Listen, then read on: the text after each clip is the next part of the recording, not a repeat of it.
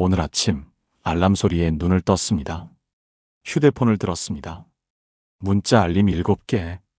은행 잔액 부족, 카드 결제 예정일, 요금 납부 안내. 마이너스 38만원, 카드값 127만원, 다음 주 월세 65만원. 냉장고를 엽니다. 김치 한 통, 계란 서너 개, 시들어가는 채소. 아이들 아침은 뭘 해줘야 하나. 식탁에 앉은 남편은 말이 없습니다. 큰아이가 말합니다. 엄마, 오늘 학원비 내는 날인데. 가슴이 철렁합니다. 현관문이 닫히고 혼자 남은 집에서 설거지를 하다가 눈물이 납니다. 하나님, 저 어떻게 해야 해요? 기도를 하려고 해도 말이 나오지 않습니다. 이런 아침이 한두 번이 아니시죠? 여러분만 그런 게 아닙니다. 솔직히 고백하겠습니다. 저도 목사인데 그런 아침이 있었습니다. 5년 전 교회 사택월세가 석 달째 밀렸습니다. 아내는 아무 말도 하지 않았지만 저는 그 침묵이 더 무거웠습니다. 주일 아침 강단에서 믿음으로 살아가십시오라고 설교하면서도 집에 돌아오면 통장 잔고를 보며 두려워했습니다. 하나님, 제가 목사인데 이래도 됩니까? 여러분도 그렇게 기도하고 계시지 않습니까? 하나님, 제가 믿음이 없어서 그런가요? 왜 저만 이렇게 힘든가요? 아무리 기도해도 응답이 없는 것 같고 새벽 기도도 나가고 11조도 드리는데 왜 변하지 않을까요? 사랑하는 여러분, 오늘 이 영상은 바로 여러분을 위한 것입니다. 재정 문제로 고통받고 계신 분들, 빚 때문에 밤잠을 설치는 분들을 위해 준비했습니다. 오늘 이 시간 성경이 약속하는 재정 회복의 7가지 비밀을 나누겠습니다. 이것은 제가 만들어낸 방법이 아닙니다. 하나님의 말씀에 기록된 원리이고 실제로 수많은 성도들이 경험한 살아있는 간증입니다. 8천만 원 빚에서 자유로워진 분, 1억 5천만 원 빚을 갚은 분, 월 수입이 3배 늘어난 분들의 이야기를 나누겠습니다. 그들이 무엇을 바꿨기에 하나님의 응답을 경험했는지, 어떤 기도를 반복했기에 재정의 문이 열렸는지 말씀드리겠습니다. 영상을 끝까지 시청해 주시고 여러분도 이 은혜를 경험하기 원하신다면 아래 댓글란에 아멘이라고 남겨주세요. 그리고 좋아요와 구독 버튼도 눌러주세요. 여러분의 한 번의 클릭이 누군가에게는 절망 속에서 만난 희망의 빛이 될 수 있습니다. 더 많은 어려움 가운데 있는 성도들에게 이 말씀이 전해질 수 있도록 하나님의 통로가 되어주시기 바랍니다. 그럼 이제 시작하겠습니다. 첫 번째 비밀부터 함께 보시겠습니까?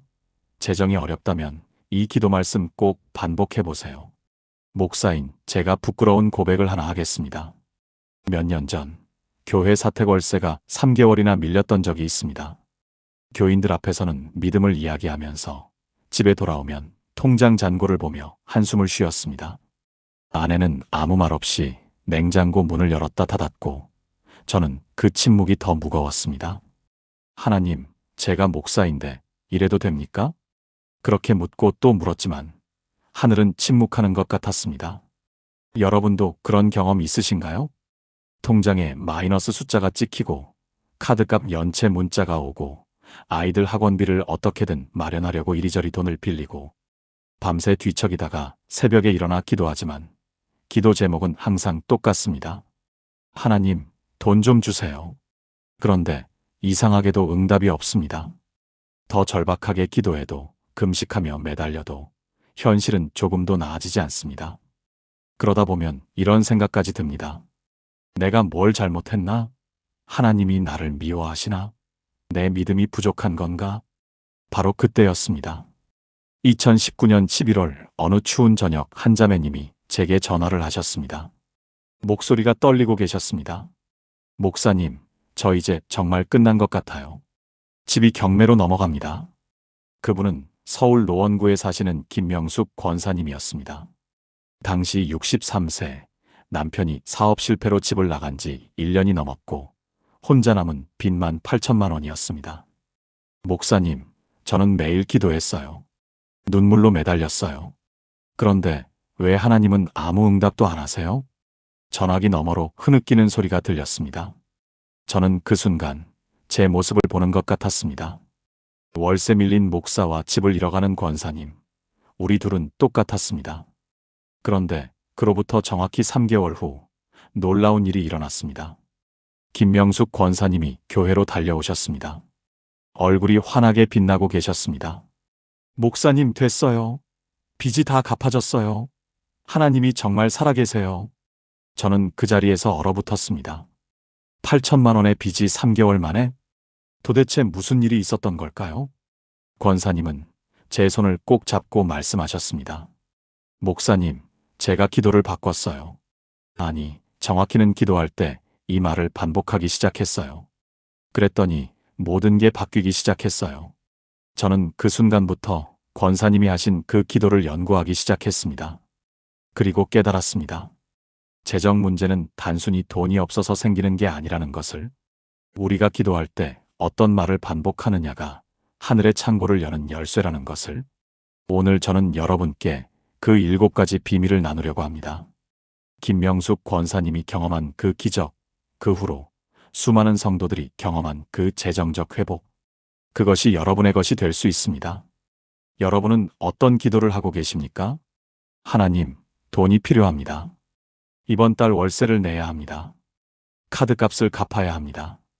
이렇게 기도하고 계시지 않나요?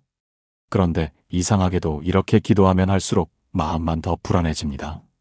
왜냐하면 우리가 필요에 집중하고 있기 때문입니다. 필요는 우리를 불안하게 만들고 불안은 믿음을 흔듭니다. 김명숙 권사님도 처음에는 그렇게 기도하셨다고 합니다. 하나님, 8천만 원이 필요합니다. 제발 도와주세요. 하지만 그 기도는 응답받지 못했습니다. 성경은 이렇게 약속합니다. 나의 하나님이 그리스도 예수 안에서 영광 가운데 그 풍성한 대로 너희 모든 쓸 것을 채우시리라. 빌립보서 4장 19절. 이 말씀은 사도 바울이 빌립보 교회에 보낸 편지입니다. 당시 빌립보 교회는 바울에게 헌금을 보냈고 바울은 그 감사의 표시로 이 축복을 선포했습니다. 여기서 핵심은 나의 하나님이라는 표현입니다. 바울은 하나님이라고 하지 않고 나의 하나님이라고 했습니다. 이것은 개인적이고 친밀한 관계를 의미합니다. 그리고 채우시리라는 미래형이지만 확정된 약속입니다. 반드시 채우신다는 것입니다. 그 풍성한 대로라는 표현도 중요합니다. 하나님은 우리의 부족한 대로가 아니라 하나님의 풍성한 대로 채우십니다. 우리가 생각하는 최소한이 아니라 하나님이 가진 무한함으로 채우신다는 뜻입니다. 또한 모든 쓸 것을이라고 했습니다. 일부가 아니라 전부, 한두 가지가 아니라 모든 것을 채우신다는 약속입니다. 이것이 하나님의 성품이고 이것이 우리가 섬기는 하나님입니다. 그렇다면 어떻게 기도해야 할까요? 필요를 나열하는 대신 공급자를 선포하는 것입니다. 하나님, 돈이 필요합니다가 아니라 나의 하나님이 채우십니다로 바꾸는 것입니다. 이것이 첫 번째 비밀입니다. 매일 아침 일어나서 통장을 보기 전에, 청구서를 받기 전에 이렇게 선포하세요. 나의 하나님이 채우십니다. 출근길에, 퇴근길에, 잠들기 전에 반복하세요. 나의 하나님이 그 풍성한 대로 나의 모든 쓸 것을 채우십니다. 이것은 단순한 긍정의 말이 아닙니다. 이것은 성경에 기록된 하나님의 약속을 입으로 선포하는 것입니다. 김명숙 권사님이 이 말씀을 만난 것은 11월 중순이었습니다. 교회 새벽 기도회에서 제가 빌립보서를 설교했고 권사님은 그날 이 구절에 밑줄을 그으셨다고 합니다. 처음에는 반신반의하셨습니다. 이게 정말 될까? 8천만 원이 채워질까? 하지만 다른 방법이 없었습니다. 그래서 권사님은 매일 아침 6시에 일어나서 이렇게 기도하기 시작하셨습니다. 나의 하나님이 채우십니다. 나의 하나님이 그 풍성한 대로 나의 모든 쓸 것을 채우십니다. 처음 일주일은 아무 변화가 없었습니다. 통장 잔고는 여전히 마이너스였고 채권자들의 전화는 계속 왔습니다. 하지만 권사님은 포기하지 않으셨습니다. 2주째부터 이상한 일이 일어나기 시작했습니다. 먼저 마음에 평안이 찾아왔습니다. 예전 같으면 채권자 전화에 손이 떨렸는데 이제는 담담하게 받을 수 있었습니다. 나의 하나님이 채우십니다를 반복하니까 두려움이 사라지기 시작한 것입니다. 3주째 20년 전에 빌려준 돈이 돌아왔습니다. 권사님은 그 돈을 거의 포기하고 있었는데 갑자기 연락이 온 것입니다. 금액은 500만 원. 권사님은 그 순간 깨달으셨습니다. 아, 하나님이 정말 채우시는구나. 한 달째 권사님이 운영하던 작은 반찬 가게에 단골 손님이 늘어나기 시작했습니다.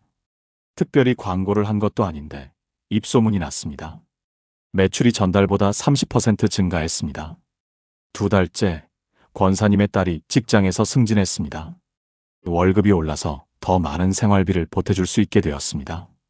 딸은 권사님께 이렇게 말했습니다. 엄마, 요즘 엄마 얼굴이 밝아졌어. 뭔가 달라졌어. 그리고 마침내 3달째 기적이 일어났습니다. 권사님의 집을 담보로 잡고 있던 채권자가 전화를 했습니다. 권사님, 제가 이번에 사업이 잘 돼서요. 그동안 마음에 걸렸는데 빚을 절반만 받겠습니다. 8천만 원이 4천만 원으로 줄어든 것입니다. 그리고 그 4천만 원은 권사님이 모은 돈과 가족들의 도움으로 갚을 수 있었습니다. 경매는 취소되었고 집은 지켜졌습니다. 권사님은 제게 이렇게 고백하셨습니다. 목사님, 제가 기도를 바꾼 게 전부예요. 돈 주세요 해서 나의 하나님이 채우십니다로 바꿨을 뿐인데 하나님이 정말 채우셨어요. 사랑하는 여러분, 지금 저와 함께 이렇게 기도해 보시겠습니까? 하나님 아버지, 오늘 제가 이 약속을 붙잡습니다. 나의 하나님이 그리스도 예수 안에서 영광 가운데 그 풍성한 대로 나의 모든 쓸 것을 채우십니다. 제 필요가 아니라 주님의 풍성함으로 저를 채워주시는 하나님을 고백합니다. 부족한 통장이 아니라 풍성하신 하나님을 바라봅니다. 오늘부터 저는 필요를 나열하지 않고 공급자를 선포하겠습니다. 나의 하나님이 채우십니다. 예수님의 이름으로 기도합니다. 아멘. 이 기도를 매일 아침 고백해 보세요. 여러분의 상황이 아무리 어려워 보여도 하나님은 풍성한 분이십니다. 그분이 여러분의 하나님이시라면 반드시 채우십니다. 그런데 여기서 끝이 아닙니다. 2번째 비밀을 알아야 합니다. 재정이 막힌 사람들에게는 공통점이 있습니다. 열심히 일하는데도 돈이 모이지 않습니다. 마치 구멍 뚫린 주머니에 돈을 넣는 것 같습니다. 월급이 들어오면 어디론가 다 나가버립니다. 예상치 못한 지출이 계속 생깁니다. 자동차가 고장나고 아이가 아파서 병원비가 나가고 집에 문제가 생깁니다. 왜 이런 일이 계속 생길까요? 이것은 단순히 운이 나쁜 게 아닙니다. 영적인 문제입니다. 하늘의 문이 닫혀 있는 것입니다. 말라기 선지자는 이렇게 선포합니다. 만군의 여호와가 이르노라, 너희의 온전한 11조를 창고에 들여 나의 집에 양식이 있게 하고 그것으로 나를 시험하여 내가 하늘 문을 열고 너희에게 복을 쌓을 곳이 없도록 붙지 아니하나 보라. 말라기 3장 10절. 이 말씀은 구약시대 말라기 선지자를 통해 주신 약속입니다. 당시 이스라엘 백성들은 경제적으로 매우 어려웠습니다. 농사를 지어도 수확이 적었고 노력한 만큼 결실을 보지 못했습니다. 왜 그랬을까요?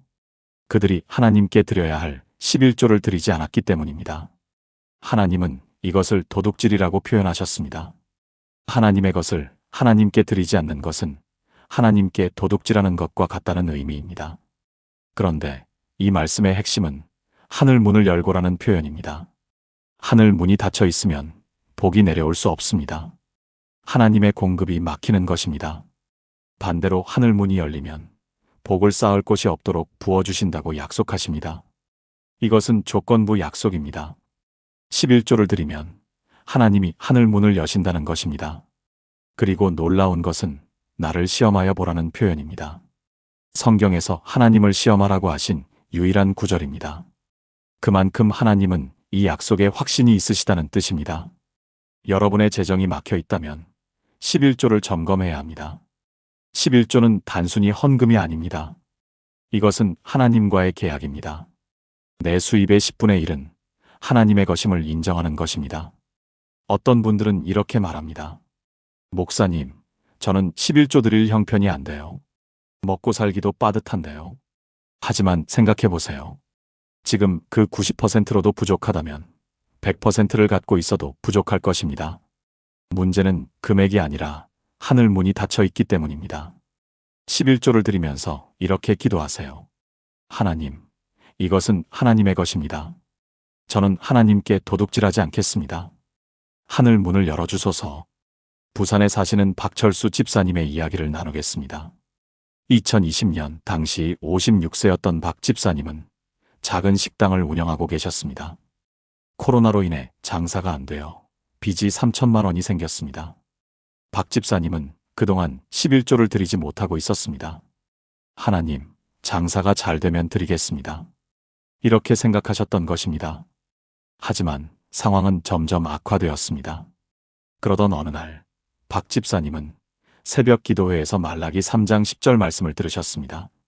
설교를 마치고 나서 박 집사님은 집에 돌아와 아내와 긴 대화를 나누셨습니다. 여보, 우리 11조를 드립시다. 지금 당장 하늘 문을 열어야 할 것 같아. 아내는 놀랐습니다. 여보, 우리 통장에 남은 돈이 80만 원밖에 없어요. 이번 달 카드값도 못 내는데요. 하지만 박 집사님은 결심했습니다. 그달 식당 매출이 250만 원이었습니다. 그중 25만 원을 11조로 드리기로 했습니다. 남은 돈은 55만 원. 카드값 100만 원을 어떻게 낼 것인가? 박 집사님은 떨리는 손으로 11조 봉투에 25만 원을 넣었습니다. 그리고 주일날 헌금함에 넣으면서 이렇게 기도했습니다. 하나님, 저는 이제 하나님께 도둑질하지 않겠습니다. 하늘 문을 열어주세요. 말라기 3장 10절의 약속을 붙잡습니다. 그 주간 놀라운 일이 일어났습니다. 월요일부터 손님이 늘어나기 시작했습니다. 화요일 단체 손님이 예약도 없이 찾아왔습니다. 수요일 옆 가게 사장님이 요즘 여기 맛있다고 소문났더라고 말했습니다. 목요일 TV에서 박 집사님 식당 근처가 맛집 골목으로 소개되었습니다. 금요일 그 주 매출이 전주의 2배가 되었습니다. 박 집사님은 믿을 수 없었습니다. 그리고 그 다음 주 더 놀라운 일이 있었습니다. 5년 전에 식당을 차릴 때 도와줬던 친구가 전화를 했습니다. 철수야, 내가 요즘 사업이 잘 돼서 그러는데 예전에 내가 도와준 거 생각나서 500만 원 좀 보낼게. 박 집사님은 그 자리에서 눈물을 흘렸습니다. 카드값을 낼 수 있게 된 것입니다. 그 후로 박 집사님은 한 번도 빠짐없이 11조를 들이셨습니다. 매출이 적든 많든 항상 10분의 1을 먼저 떼어놓고 하나님께 드렸습니다. 1년이 지난 후 3천만 원의 빚이 모두 갚아졌습니다. 그리고 지금은 2번째 지점을 오픈하셨습니다. 박 집사님은 제게 이렇게 고백하셨습니다. 목사님, 11조를 드리기 시작하면서 모든 게 달라졌어요. 하늘 문이 정말 열렸어요. 사랑하는 여러분, 지금 저와 함께 이렇게 기도해 보시겠습니까? 만군의 여호와 하나님, 저는 고백합니다. 제 모든 것이 하나님께로부터 왔음을 인정합니다. 제 수입의 10분의 1은 하나님의 것입니다. 저는 하나님께 도둑질하지 않겠습니다. 온전한 11조를 하나님의 집에 드리며 말라기 3장 10절의 약속을 붙잡습니다. 하나님, 하늘 문을 열어주소서. 복을 쌓을 곳이 없도록 부어주시는 하나님을 믿습니다. 예수님의 이름으로 기도합니다. 아멘. 하늘 문이 열리면 하나님의 공급이 시작됩니다. 여러분도 오늘부터 11조로 하늘 문을 두드려 보세요. 그런데 세 번째 비밀은 더 중요합니다. 많은 사람들이 돈을 벌기 위해 하나님을 찾습니다. 하나님, 저에게 좋은 직장을 주세요. 하나님, 이번 사업이 잘 되게 해주세요. 하나님, 복권에 당첨되게 해주세요. 이런 기도가 잘못된 것은 아닙니다. 하지만 이것이 전부라면 문제입니다. 우리가 하나님을 수단으로 여기고 있는 것입니다. 돈을 얻기 위한 도구로 하나님을 이용하는 것입니다. 그러면 하나님이 응답하실까요? 하나님은 우리의 심령을 보십니다. 우리가 정말 무엇을 원하는지 아십니다. 예수님은 산상수훈에서 이렇게 말씀하셨습니다. 그런즉 너희는 먼저 그의 나라와 그의 의를 구하라. 그리하면 이 모든 것을 너희에게 더하시리라. 마태복음 6장 33절. 이 말씀은 예수님이 제자들에게 주신 가르침입니다. 당시 제자들은 먹을 것, 입을 것, 살 곳을 걱정하고 있었습니다. 예수님은 그들에게 새와들의 백합화를 보라고 하셨습니다. 하나님이 그것들도 먹이시고 입히시는데 하물며 사람을 어찌 돌보지 않으시겠느냐는 것입니다. 그리고 핵심 메시지를 주셨습니다. 먼저 그의 나라와 그의 의를 구하라. 여기서 먼저라는 단어가 중요합니다. 이것은 시간적 순서만이 아니라 우선순위를 의미합니다. 하나님의 나라를 첫 번째로 구하라는 것입니다. 그의 나라는 하나님이 다스리시는 영역을 뜻합니다. 내 삶에서 하나님이 왕이 되시는 것입니다. 그의 의는 하나님이 기뻐하시는 삶을 의미합니다. 그렇게 하면 이 모든 것을 너희에게 더하시리라고 약속하셨습니다. 이 모든 것은 앞에서 말한 먹을 것, 입을 것, 살 곳 등 물질적 필요를 의미합니다. 하나님의 나라를 먼저 구하면 필요한 모든 것은 하나님이 더해주신다는 약속입니다. 그렇다면 어떻게 기도해야 할까요? 하나님, 돈 주세요가 아니라 하나님, 당신의 나라가 임하소서로 바꾸는 것입니다. 매일 아침 이렇게 기도하세요. 하나님, 오늘 제가 먼저 구할 것은 하나님의 나라입니다. 제 삶에서 하나님이 왕이 되어 주소서. 직장에서 결정을 내려야 할 때 이것이 하나님의 나라에 맞는가? 를 먼저 생각하세요. 돈을 쓸 때 이것이 하나님의 영광을 위한 것인가? 를 먼저 물으세요. 사업을 할 때 이것이 하나님의 의를 이루는가? 를 먼저 점검하세요. 이것이 우선순위를 바꾸는 것입니다. 대구에 사시는 이영미 권사님의 이야기입니다.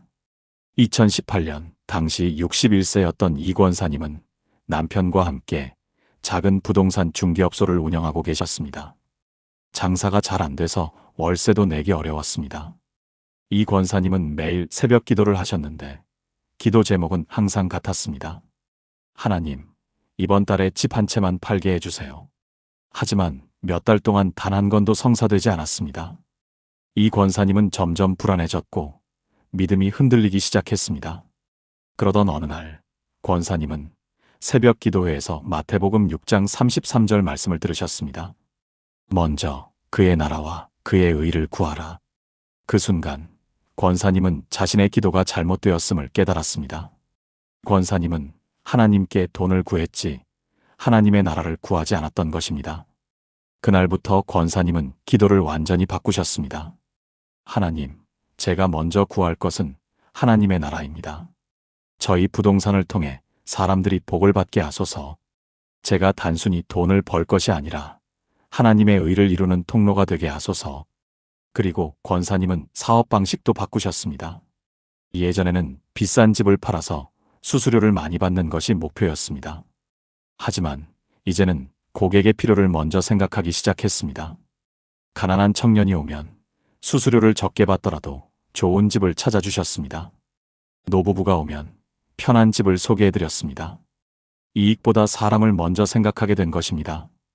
2주 후 이상한 일이 일어났습니다.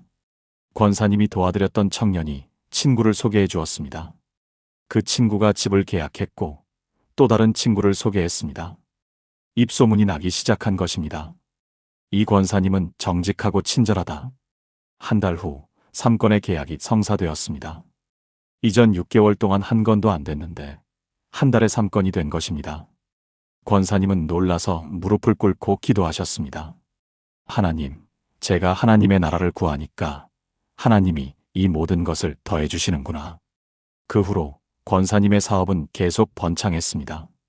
그런데 더 놀라운 것은 권사님의 마음이 변한 것입니다. 예전에는 돈이 없어서 불안했는데 이제는 돈이 있어도 없어도 평안했습니다. 왜냐하면 권사님의 목표가 돈이 아니라 하나님의 나라가 되었기 때문입니다. 권사님은 제게 이렇게 고백하셨습니다. 목사님, 제가 우선순위를 바꾸니까 하나님이 모든 것을 바꿔주셨어요. 사랑하는 여러분, 지금 저와 함께 이렇게 기도해 보시겠습니까? 하나님 아버지, 저는 고백합니다. 제가 그동안 돈을 먼저 구하고 하나님의 나라를 나중에 구했습니다.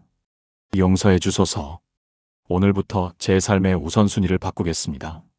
먼저 하나님의 나라와 하나님의 의를 구하겠습니다. 제 삶에서 하나님이 왕 되어 주소서. 그리하면 이 모든 것을 더해 주신다는 약속을 믿습니다. 예수님의 이름으로 기도합니다. 아멘. 여러분의 기도 제목을 점검해 보세요. 돈이 첫 번째입니까? 하나님의 나라가 첫 번째입니까? 우선순위를 바꾸면 하나님이 모든 것을 바꾸십니다. 그런데 네 번째 비밀은 더욱 강력합니다. 재정적으로 어려운 사람들에게 공통점이 또 하나 있습니다. 움켜쥐고 있다는 것입니다. 적게 가지고 있을수록 더 꽉 쥐고 놓지 않습니다. 이것마저 주면 나는 뭘로 사나? 이런 생각이 지배합니다. 그래서 구제도 하지 못하고 선교도 하지 못하고 이웃을 돕지도 못합니다. 모든 것을 자기를 위해 쓰려고 합니다. 하지만 역설적이게도 움켜쥘수록 더 가난해집니다. 왜 그럴까요? 하나님의 경제 원리는 세상과 다르기 때문입니다. 예수님은 이렇게 말씀하셨습니다. 주라 그리하면 너희에게 줄 것이니 곧 후히 되어 누르고 흔들어 넘치도록 하여 너희에게 안겨주리라. 너희가 헤아리는 그 헤아림으로 너희도 헤아림을 도로 받을 것이니라. 누가복음 6장 38절. 이 말씀은 예수님이 제자들에게 주신 가르침입니다. 당시 사람들은 곡식을 대로 측량했습니다. 뇌에 곡식을 담을 때 꾹꾹 눌러서 담고 흔들어서 빈 공간을 채우고 그래도 넘치도록 담았습니다. 이것을 후히 되어 누르고 흔들어 넘치도록이라고 표현한 것입니다. 예수님은 이렇게 말씀하셨습니다. 주라 그리하면 너희에게 줄 것이니 먼저 주는 사람이 받는다는 것입니다. 세상의 논리는 정반대입니다. 세상은 받아라 그리하면 줄 것이니라고 말합니다. 먼저 받고 나서 여유가 생기면 주라는 것입니다.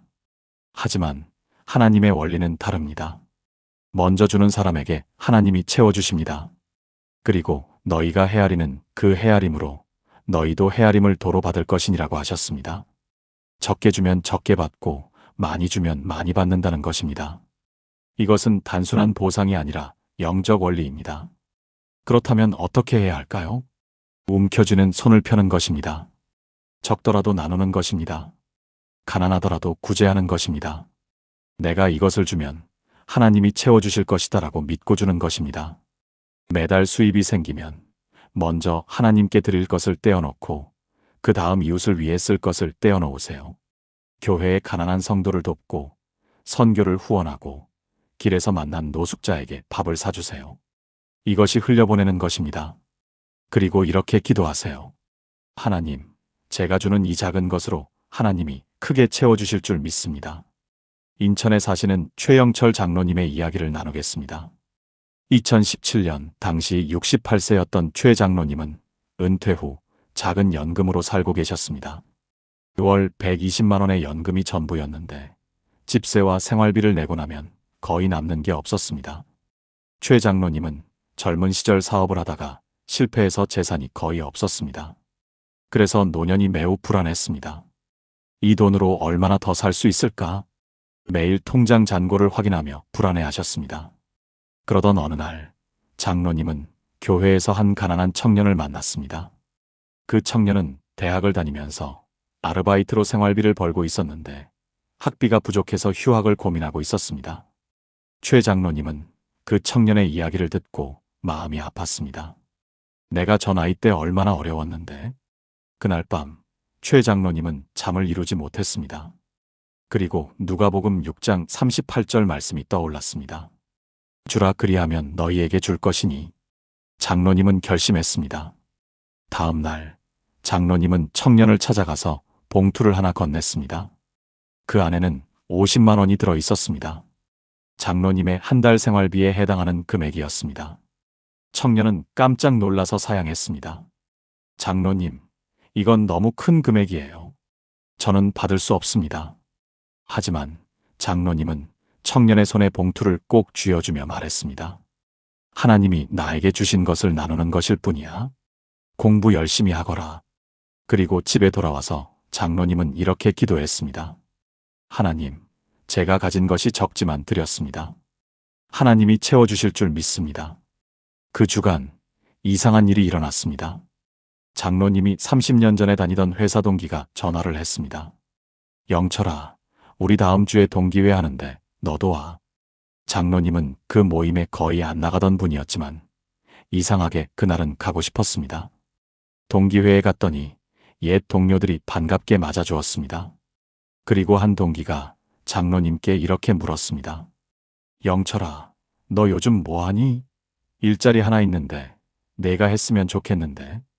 그 일자리는 한 중소기업의 고문 자리였습니다. 일주일에 23일만 나가면 되고 월급은 200만 원이었습니다. 최 장로님은 믿을 수 없었습니다. 그렇게 장로님은 새로운 일자리를 얻게 되었고 수입이 2배 이상 늘어났습니다. 그런데 여기서 끝이 아니었습니다. 6개월 후 장로님이 도왔던 그 청년이 장학금을 받게 되었습니다. 청년은 장로님을 찾아와서 눈물을 흘리며 감사를 표했습니다. 장로님이 도와주신 그 돈으로 제가 학비를 낼 수 있었고 성적을 올릴 수 있었습니다. 그래서 장학금을 받게 되었습니다. 정말 감사합니다. 그리고 청년은 봉투를 하나 건넸습니다. 장로님, 이건 제가 아르바이트에서 모은 돈입니다. 50만 원을 돌려드리고 싶습니다. 최 장로님은 손사래를 치며 거절했지만 청년은 끝까지 드리고 갔습니다. 장로님은 그날 밤 무릎을 꿇고 기도했습니다. 하나님, 제가 준 것보다 훨씬 더 많이 돌려주셨습니다. 후이되어 누르고 흔들어 넘치도록 주신다는 말씀이 정말이었습니다. 그 후로 최 장로님은 계속 구제를 하셨습니다. 수입이 늘어날수록 더 많이 나누셨습니다. 그리고 놀랍게도 나눌수록 통장 잔고는 더 늘어났습니다. 장로님은 제게 이렇게 고백하셨습니다. 목사님, 움켜쥐면 가난해지고 흘려보내면 풍성해지더라고요. 이게 하나님의 경제학입니다. 사랑하는 여러분, 지금 저와 함께 이렇게 기도해 보시겠습니까? 사랑의 하나님, 저는 고백합니다. 제가 그동안 움켜쥐고 살았습니다. 오늘부터 흘려보내는 삶을 살겠습니다. 주라 그리하면 받을 것이라는 약속을 믿습니다. 제가 가진 것이 적더라도 나누겠습니다. 하나님이 후이되어 누르고 흔들어 넘치도록 채워주실 줄 믿습니다. 제가 헤아리는 그 헤아림으로 하나님도 저에게 헤아려 주실 줄 확신합니다. 예수님의 이름으로 기도합니다. 아멘. 여러분, 움켜쥔 손을 펴보세요. 적더라도 나눠보세요. 하나님의 경제는 세상과 다릅니다. 그런데 5번째 비밀은 더욱 놀랍습니다. 많은 사람들이 이렇게 생각합니다. 남는 게 생기면 하나님께 드려야지. 여유가 생기면 헌금을 많이 해야지. 하지만 이런 생각으로는 절대 하나님께 드릴 수 없습니다. 왜냐하면 항상 부족하기 때문입니다. 돈이 생기면 쓸 곳이 생기고 여유가 생기면 쓰고 싶은 것이 생깁니다. 그래서 언제나 남는 게 없다고 말하게 됩니다. 이것은 우선순위의 문제입니다. 하나님을 제일 마지막에 두는 것입니다. 잠언은 이렇게 말씀합니다. 내 재물과 내 소산물의 처음 익은 열매로 여호와를 공경하라 그리하면 내 창고가 가득히 차고 내 집 틀에 새 포도즙이 넘치리라. 잠언 3장 9절부터 10절. 이 말씀은 솔로몬 왕이 쓴 지혜의 말씀입니다. 내 재물과 내 소산물의 처음 익은 열매로라는 표현이 핵심입니다. 처음 익은 열매는 영어로 퍼스트 프루츠입니다. 이것은 단순히 시간상 처음이 아니라 가장 좋은 것, 가장 귀한 것을 의미합니다. 구약시대 이스라엘 백성들은 추수할 때 가장 먼저 익은 것, 가장 좋은 것을 하나님께 드렸습니다. 나머지를 먹고 남는 것을 드린 게 아니라 처음 것을 드린 것입니다. 여호와를 공경하라는 것은 하나님을 첫 번째로 대우하라는 의미입니다. 그렇게 하면 내 창고가 가득히 차고 내 집 틀에 새 포도즙이 넘치리라고 약속하십니다. 창고가 가득 찬다는 것은 물질적 풍요를 의미하고 집 틀에 포도즙이 넘친다는 것은 기쁨과 축복을 의미합니다. 처음 것을 드리면 하나님이 나머지를 채워주신다는 약속입니다. 그렇다면 어떻게 해야 할까요? 수입이 생기면 먼저 하나님의 몫을 떼어놓는 것입니다. 월급을 받으면 생활비 쓰기 전에 먼저 11조와 헌금을 준비하세요. 사업으로 돈을 벌면 지출하기 전에 먼저 하나님께 드릴 것을 계산하세요. 용돈을 받으면 쓰기 전에 먼저 하나님께 드릴 액수를 정하세요. 이것이 처음 익은 열매로 드리는 것입니다. 그리고 이렇게 기도하세요. 하나님, 이것은 제 재물의 첫 열매입니다. 하나님을 공경합니다. 나머지를 채워주소서.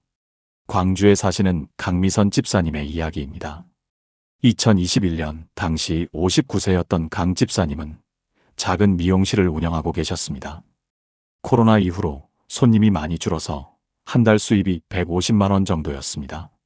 집세 60만 원을 내고 나면 90만 원이 남았는데 그것으로 생활하기에는 빠듯했습니다. 강 집사님은 교회에 다니고 계셨지만 11조를 드리지 못하고 있었습니다. 15만 원을 드리면 75만 원으로 어떻게 살아? 이런 생각이 항상 있었습니다. 그러던 어느 주일 목사님이 잠언 3장 9절 말씀을 설교하셨습니다. 내 재물과 내 소산물의 처음 익은 열매로 여호와를 공경하라. 강 집사님은 그 말씀을 듣고 마음이 찔렸습니다. 나는 하나님을 첫 번째가 아니라 마지막에 두고 있구나. 설교가 끝나고 강 집사님은 목사님을 찾아갔습니다. 목사님, 저 11조를 드리기로 결심했어요. 무섭지만 한번 믿어보려고요. 목사님은 강 집사님의 손을 꼭 잡고 함께 기도해 주셨습니다. 그 다음 주부터 강 집사님은 11조를 드리기 시작했습니다. 150만 원 수입에서 15만 원을 먼저 떼어놓고 하나님께 드렸습니다. 남은 돈은 75만 원. 강 집사님은 불안했지만 매일 아침 이렇게 기도했습니다. 하나님, 제 재물의 첫 열매로 하나님을 공경합니다. 창고를 채워주소서. 첫 주 별다른 변화는 없었습니다. 하지만 강 집사님은 계속 기도하며 일했습니다. 둘째 주 오랜만에 단골 손님이 찾아왔습니다. 그 손님은 강 집사님에게 이렇게 말했습니다. 사장님, 여기 머리하고 나면 기분이 좋아요. 제 친구들한테 소개해야겠어요. 셋째 주 실제로 그 손님의 친구들이 찾아오기 시작했습니다. 1명, 2명, 3명. 그달 말이 되었을 때 강 집사님의 수입은 200만 원이 되어 있었습니다. 강 집사님은 놀라서 통장을 다시 확인했습니다. 15만 원을 드렸는데 50만 원이 더 늘어난 것입니다. 그 다음 달 강 집사님은 20만 원을 11조로 드렸습니다. 그리고 수입은 250만 원이 되었습니다. 그 다음 달 25만 원을 드렸고 수입은 300만 원이 되었습니다. 6개월 후 강 집사님의 월 수입은 350만 원이 되어 있었습니다. 11조를 드리기 전보다 2배 이상 늘어난 것입니다. 그런데 더 놀라운 것은 지출이었습니다. 예전에는 150만 원도 모자랐는데 이제는 300만 원을 써도 남았습니다. 왜냐하면 불필요한 지출이 사라졌기 때문입니다. 물건이 고장나지 않았고 예상치 못한 지출이 생기지 않았습니다. 강 집사님은 제게 이렇게 고백하셨습니다. 목사님, 처음 것을 드리니까 하나님이 나머지를 가득 채워주시더라고요. 창고가 정말 가득 찼어요. 사랑하는 여러분, 지금 저와 함께 이렇게 기도해 보시겠습니까? 여호와 하나님, 저는 고백합니다. 제 재물의 처음 익은 열매로 하나님을 공경하겠습니다. 남는 것으로가 아니라 처음 것으로 하나님께 드리겠습니다. 하나님을 첫 번째로 대우하고 첫 번째로 섬기겠습니다. 그리하면 제 창고가 가득 차고 제 집 틀에 새 포도즙이 넘칠 줄 믿습니다. 잠언 3장 9절부터 10절의 약속을 붙잡습니다. 예수님의 이름으로 기도합니다. 아멘. 여러분, 처음 것을 드려보세요. 남는 것이 아니라 첫 것을 하나님께 드릴 때 하나님이 채워주십니다. 그런데 6번째 비밀은 더욱 실제적입니다. 어떤 사람들은 이렇게 말합니다. 저는 기도도 했고 11조도 드렸고 구제도 했어요. 그런데 왜 아직도 어렵습니까? 이런 질문을 하는 분들이 있습니다. 모든 것을 다 했는데 왜 변화가 없느냐는 것입니다. 그런데 여기서 중요한 것은 시간입니다. 하나님의 때가 있습니다.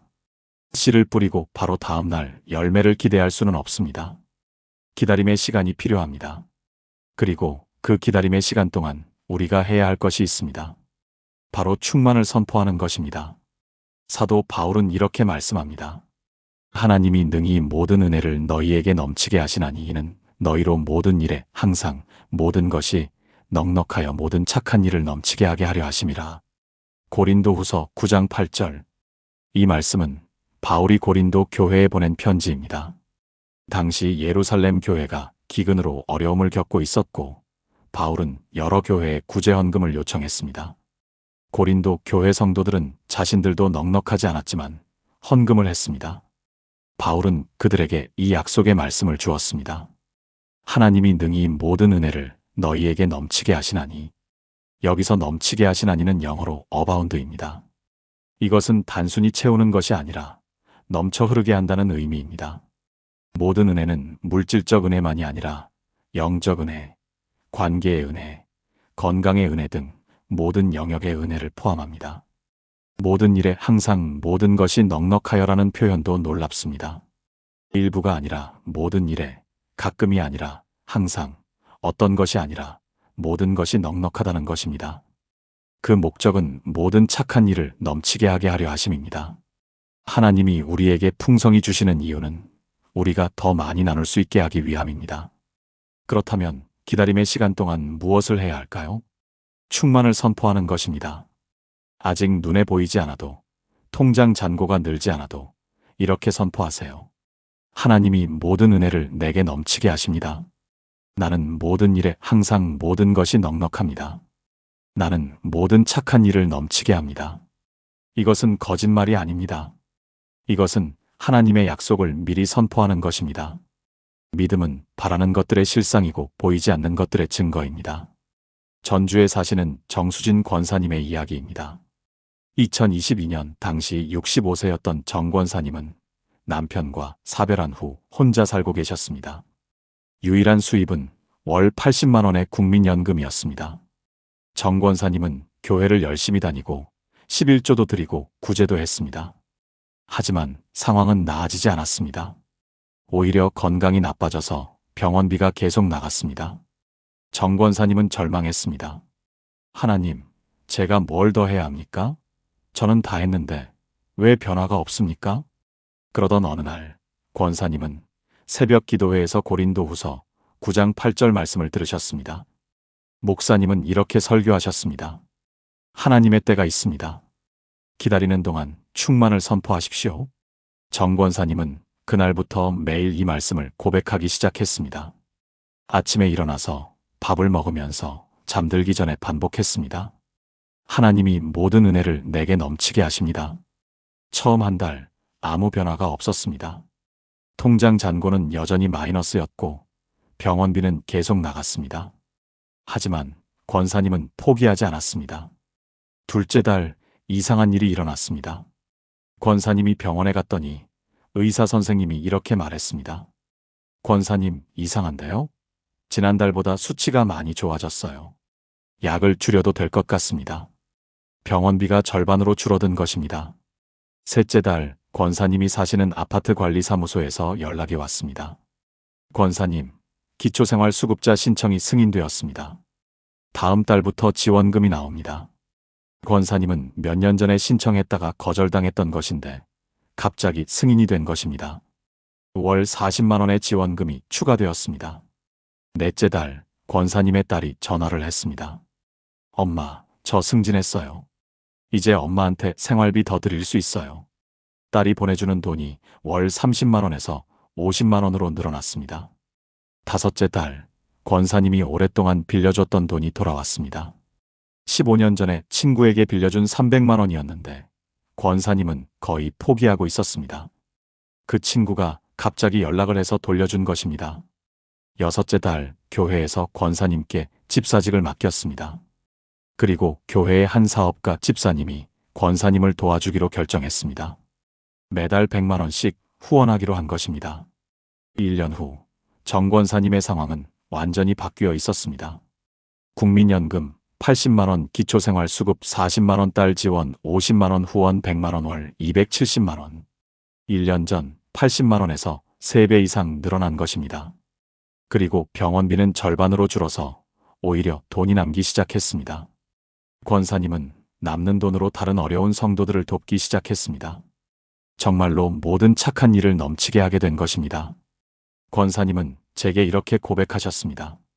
목사님, 제가 매일 충만을 선포했더니 1년 만에 정말 넘치게 되었어요. 하나님의 때가 있더라고요. 사랑하는 여러분, 지금 저와 함께 이렇게 기도해 보시겠습니까? 전능하신 하나님, 저는 선포합니다. 하나님이 능히 모든 은혜를 내게 넘치게 하십니다. 나는 모든 일에 항상 모든 것이 넉넉합니다. 나는 모든 착한 일을 넘치게 합니다. 아직 눈에 보이지 않아도 믿습니다. 하나님의 때가 되면 반드시 이루어질 줄 확신합니다. 고린도후서 9장 8절의 약속을 붙잡고 매일 선포하겠습니다. 예수님의 이름으로 기도합니다. 아멘. 여러분, 기다림의 시간을 두려워하지 마세요. 매일 충만을 선포하세요. 하나님의 때가 되면 반드시 넘치게 하십니다. 이제 마지막 7번째 비밀입니다. 지금까지 6가지를 나누었습니다. 공급자를 선포하고 11조로 하늘 문을 열고 우선순위를 바꾸고 흘려보내고 처음 것을 드리고 충만을 선포하는 것. 이 모든 것을 다 실천했다면 이제 마지막 한 가지가 남았습니다. 그것은 하늘 창고를 여는 것입니다. 많은 사람들이 땅의 것만 생각합니다. 내가 가진 돈, 내가 벌 수 있는 돈, 내가 모을 수 있는 돈. 하지만 하나님에게는 하늘의 창고가 있습니다. 그 창고에는 무한한 자원이 있습니다. 문제는 그 창고의 문을 어떻게 여느냐는 것입니다. 신명기는 이렇게 약속합니다. 여호와께서 너를 위하여 하늘의 아름다운 보고를 여시사 내 땅의 때를 따라 비를 내리시고 내 손으로 하는 모든 일에 복을 주시리니 내가 많은 민족에게 꾸어줄지라도 너는 꾸지 아니할 것이요. 신명기 28장 12절. 이 말씀은 모세가 이스라엘 백성에게 준 축복의 말씀입니다. 하늘의 아름다운 보고는 영어로 더 구드 트레저리 어브 헤번입니다. 이것은 하나님이 가지고 계신 하늘의 창고를 의미합니다. 그 창고에는 비, 곡식, 재물, 건강, 관계, 기회 등 모든 좋은 것이 가득합니다.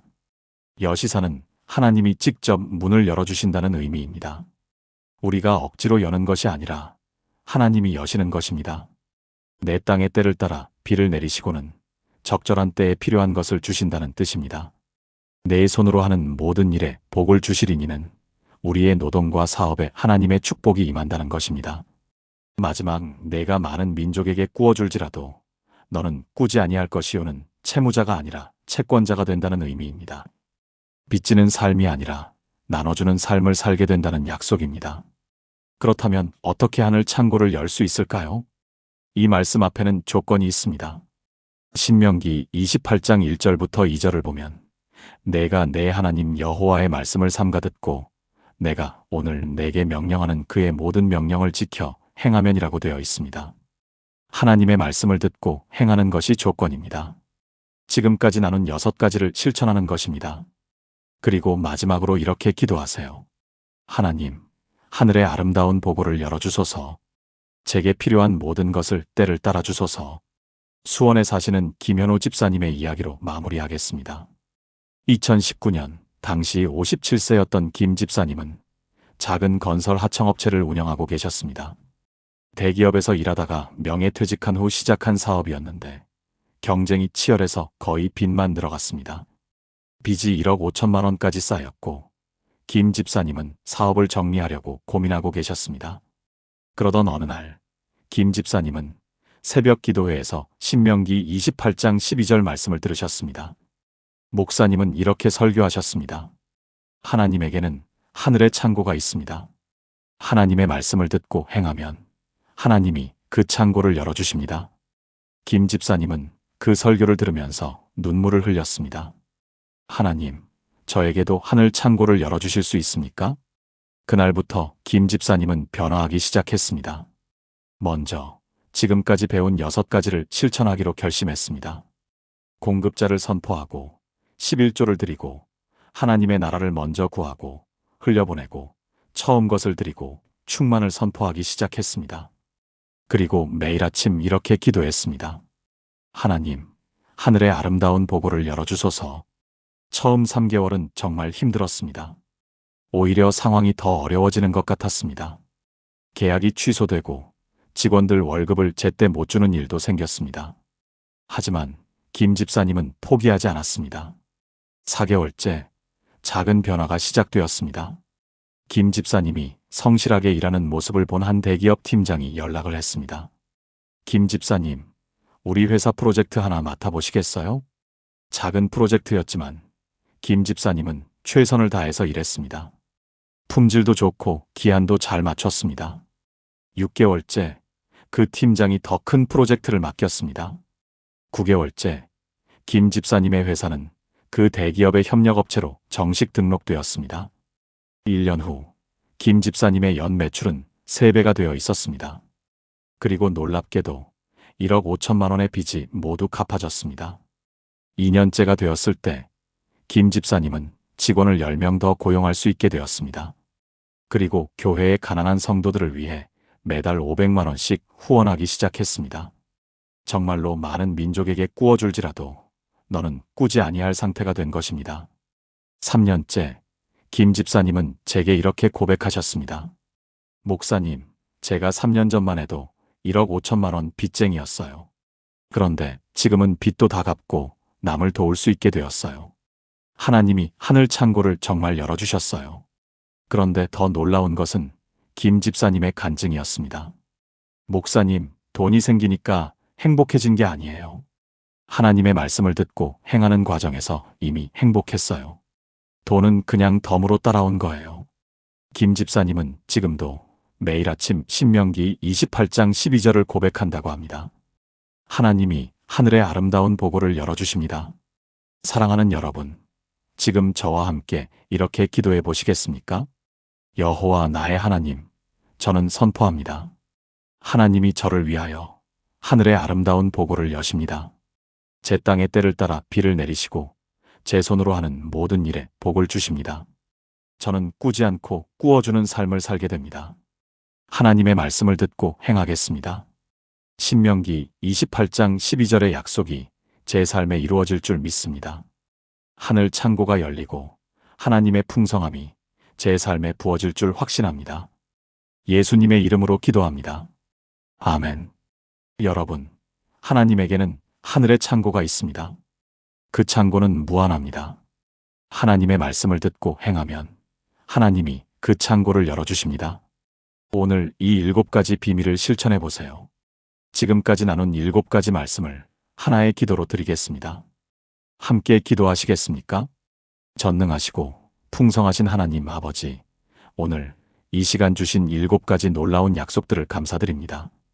공급자를 선포하게 하시고 하늘 문을 열어주시고 우선순위를 바꾸게 하시고 흘려보내는 법을 가르쳐 주시고 첫 열매로 드리게 하시고 충만을 선포하게 하시고 하늘 창고를 열어주시는 하나님을 찬양합니다. 저는 고백합니다. 나의 하나님이 그리스도 예수 안에서 영광 가운데 그 풍성한 대로 나의 모든 쓸 것을 채우십니다. 하나님이 하늘 문을 열고 복을 쌓을 곳이 없도록 부어주십니다. 저는 먼저 하나님의 나라와 하나님의 의를 구하며 그리하면 이 모든 것을 더해 주실 줄 믿습니다. 주라 그리하면 받을 것이니 후이 되어 누르고 흔들어 넘치도록 제게 안겨주실 줄 확신합니다. 제 재물의 첫 열매로 하나님을 공경하며 그리하면 제 창고가 가득 차고 제 집 틀에 새 포도즙이 넘칠 줄 믿습니다. 하나님이 모든 은혜를 내게 넘치게 하시나니 나는 모든 일에 항상 모든 것이 넉넉하여 모든 착한 일을 넘치게 합니다. 하나님이 저를 위하여 하늘의 아름다운 보고를 여시사 제 땅의 때를 따라 비를 내리시고 제 손으로 하는 모든 일에 복을 주십니다. 오늘부터 저와 제 가족이 매일 이 말씀들을 고백하게 하소서. 이 말씀이 우리 집의 재정적 축복의 통로가 되게 하시고 우리 삶의 반석이 되게 하소서. 부족함 대신 풍성함을, 빚 대신 나눔을, 절망 대신 희망을 주소서.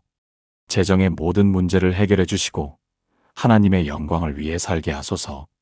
우리의 삶을 통해 하나님의 신실하심이 증거되게 하시고 많은 사람들이 하나님의 풍성하심을 경험하게 하소서.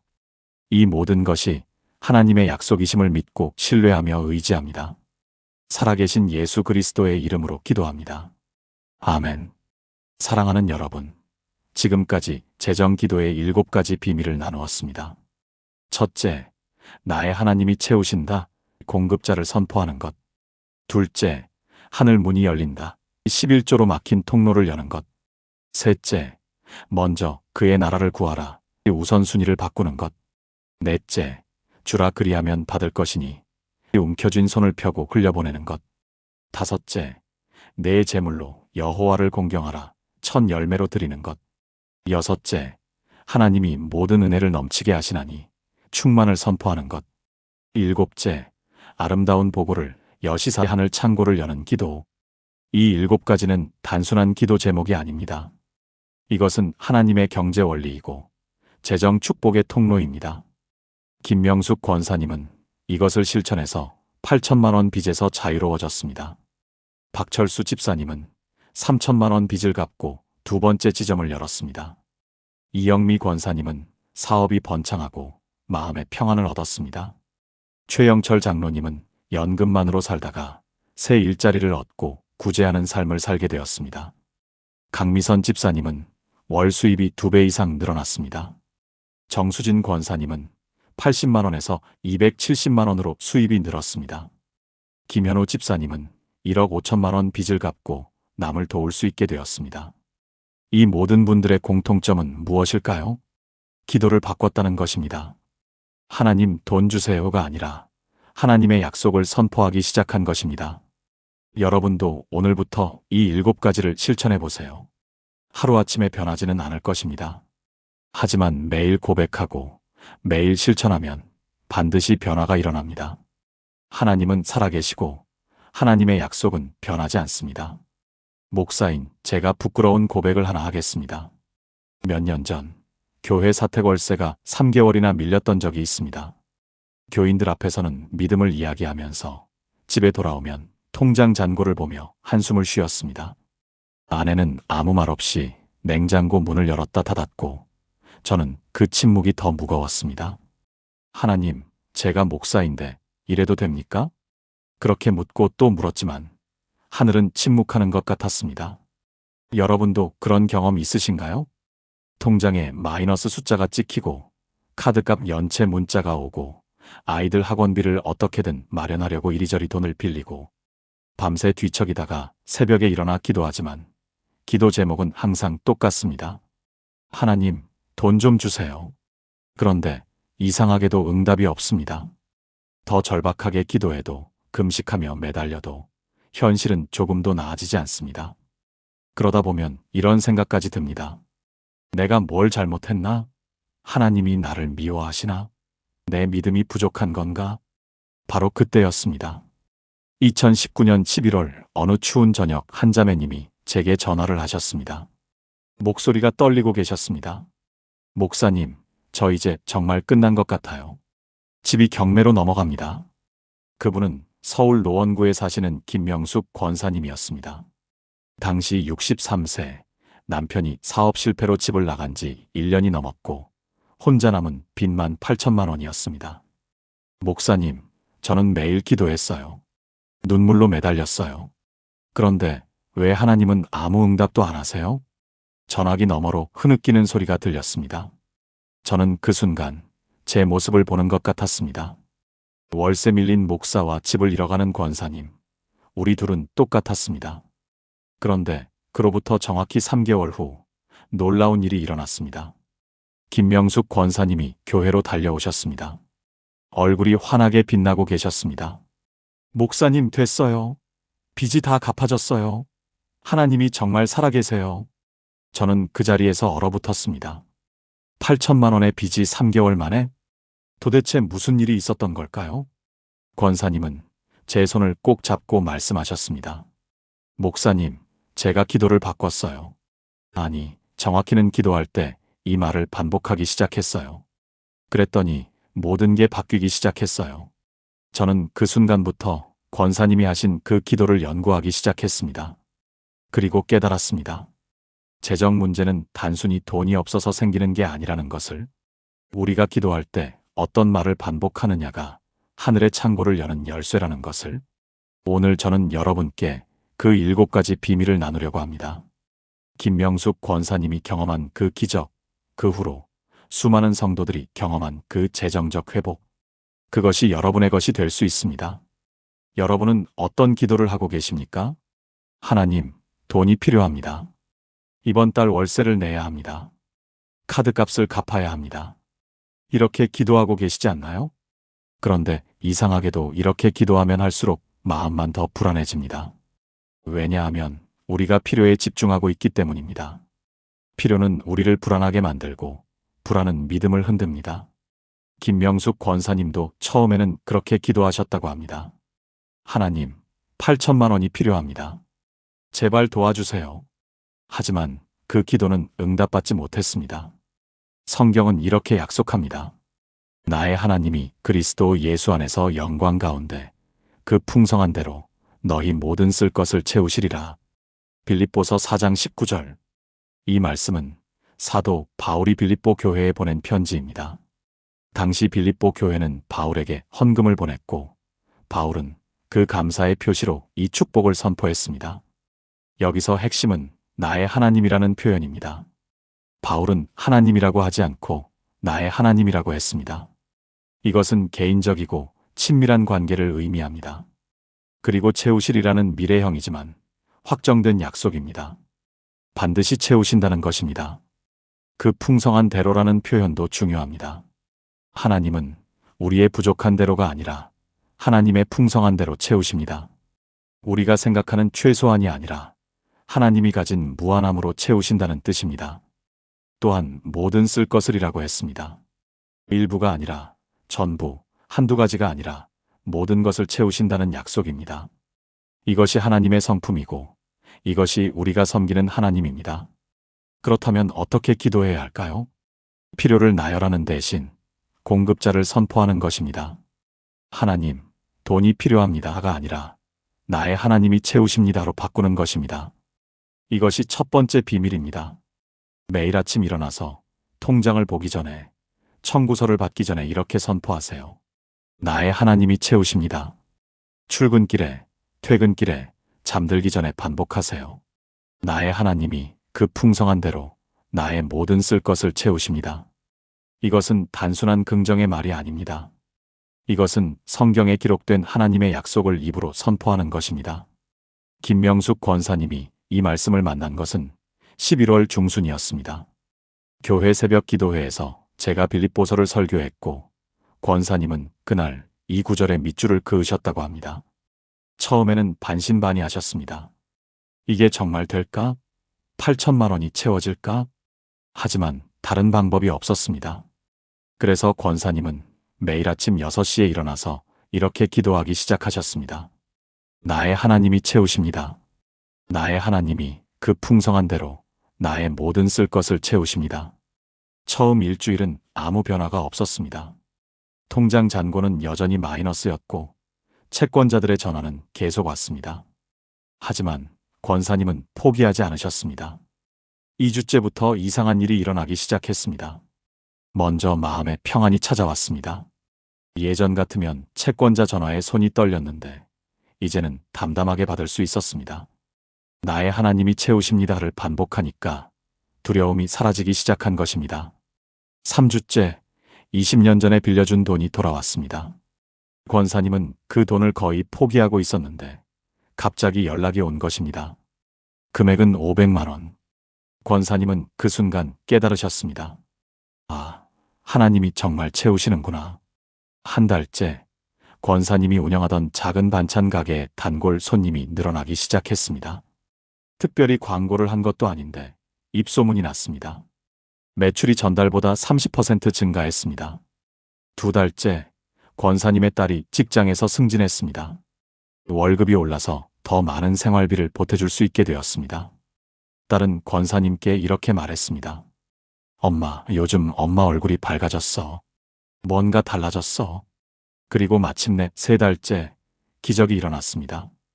권사님의 집을 담보로 잡고 있던 채권자가 전화를 했습니다. 권사님, 제가 이번에 사업이 잘 돼서요.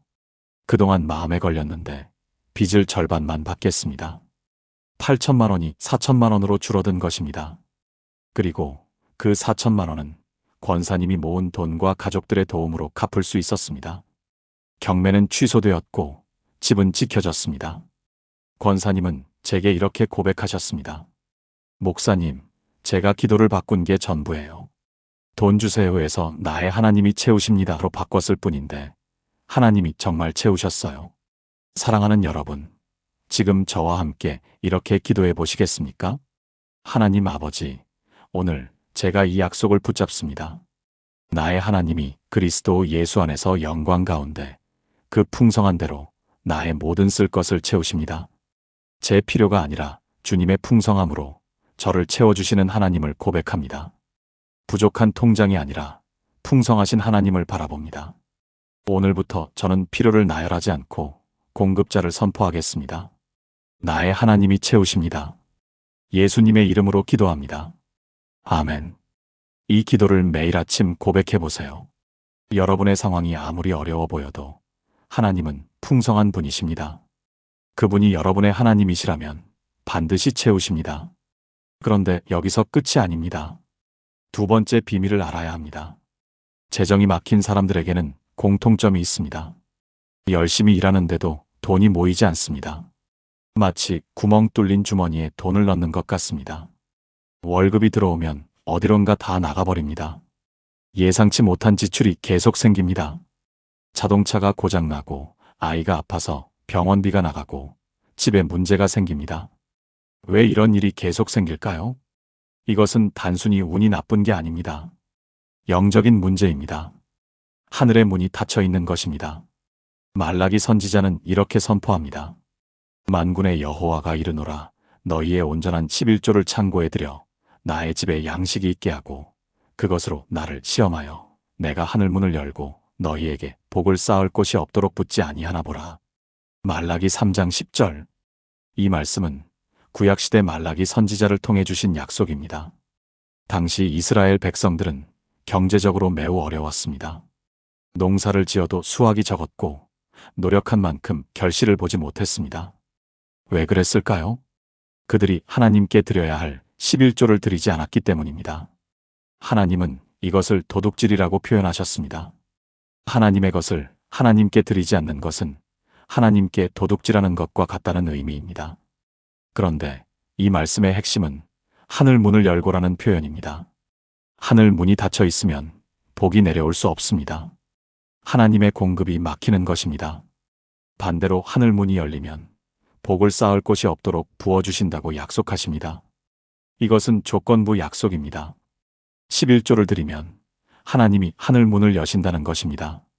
그리고 놀라운 것은 나를 시험하여 보라는 표현입니다. 성경에서 하나님을 시험하라고 하신 유일한 구절입니다. 그만큼 하나님은 이 약속에 확신이 있으시다는 뜻입니다. 여러분의 재정이 막혀 있다면 11조를 점검해야 합니다. 11조는 단순히 헌금이 아닙니다. 이것은 하나님과의 계약입니다. 내 수입의 10분의 1은 하나님의 것임을 인정하는 것입니다. 어떤 분들은 이렇게 말합니다. 목사님, 저는 11조 드릴 형편이 안 돼요. 먹고 살기도 빠듯한데요. 하지만 생각해 보세요. 지금 그 90%로도 부족하다면 100%를 갖고 있어도 부족할 것입니다. 문제는 금액이 아니라 하늘 문이 닫혀 있기 때문입니다. 11조를 드리면서 이렇게 기도하세요. 하나님, 이것은 하나님의 것입니다. 저는 하나님께 도둑질하지 않겠습니다. 하늘 문을 열어주소서. 부산에 사시는 박철수 집사님의 이야기를 나누겠습니다. 2020년 당시 56세였던 박 집사님은 작은 식당을 운영하고 계셨습니다. 코로나로 인해 장사가 안 되어 빚이 3천만 원이 생겼습니다. 박 집사님은 그동안 11조를 드리지 못하고 있었습니다. 하나님, 장사가 잘 되면 드리겠습니다. 이렇게 생각하셨던 것입니다. 하지만 상황은 점점 악화되었습니다. 그러던 어느 날, 박 집사님은 새벽 기도회에서 말라기 3장 10절 말씀을 들으셨습니다. 설교를 마치고 나서 박 집사님은 집에 돌아와 아내와 긴 대화를 나누셨습니다. 여보, 우리 11조를 드립시다. 지금 당장 하늘 문을 열어야 할 것 같아. 아내는 놀랐습니다. 여보, 우리 통장에 남은 돈이 80만 원밖에 없어요.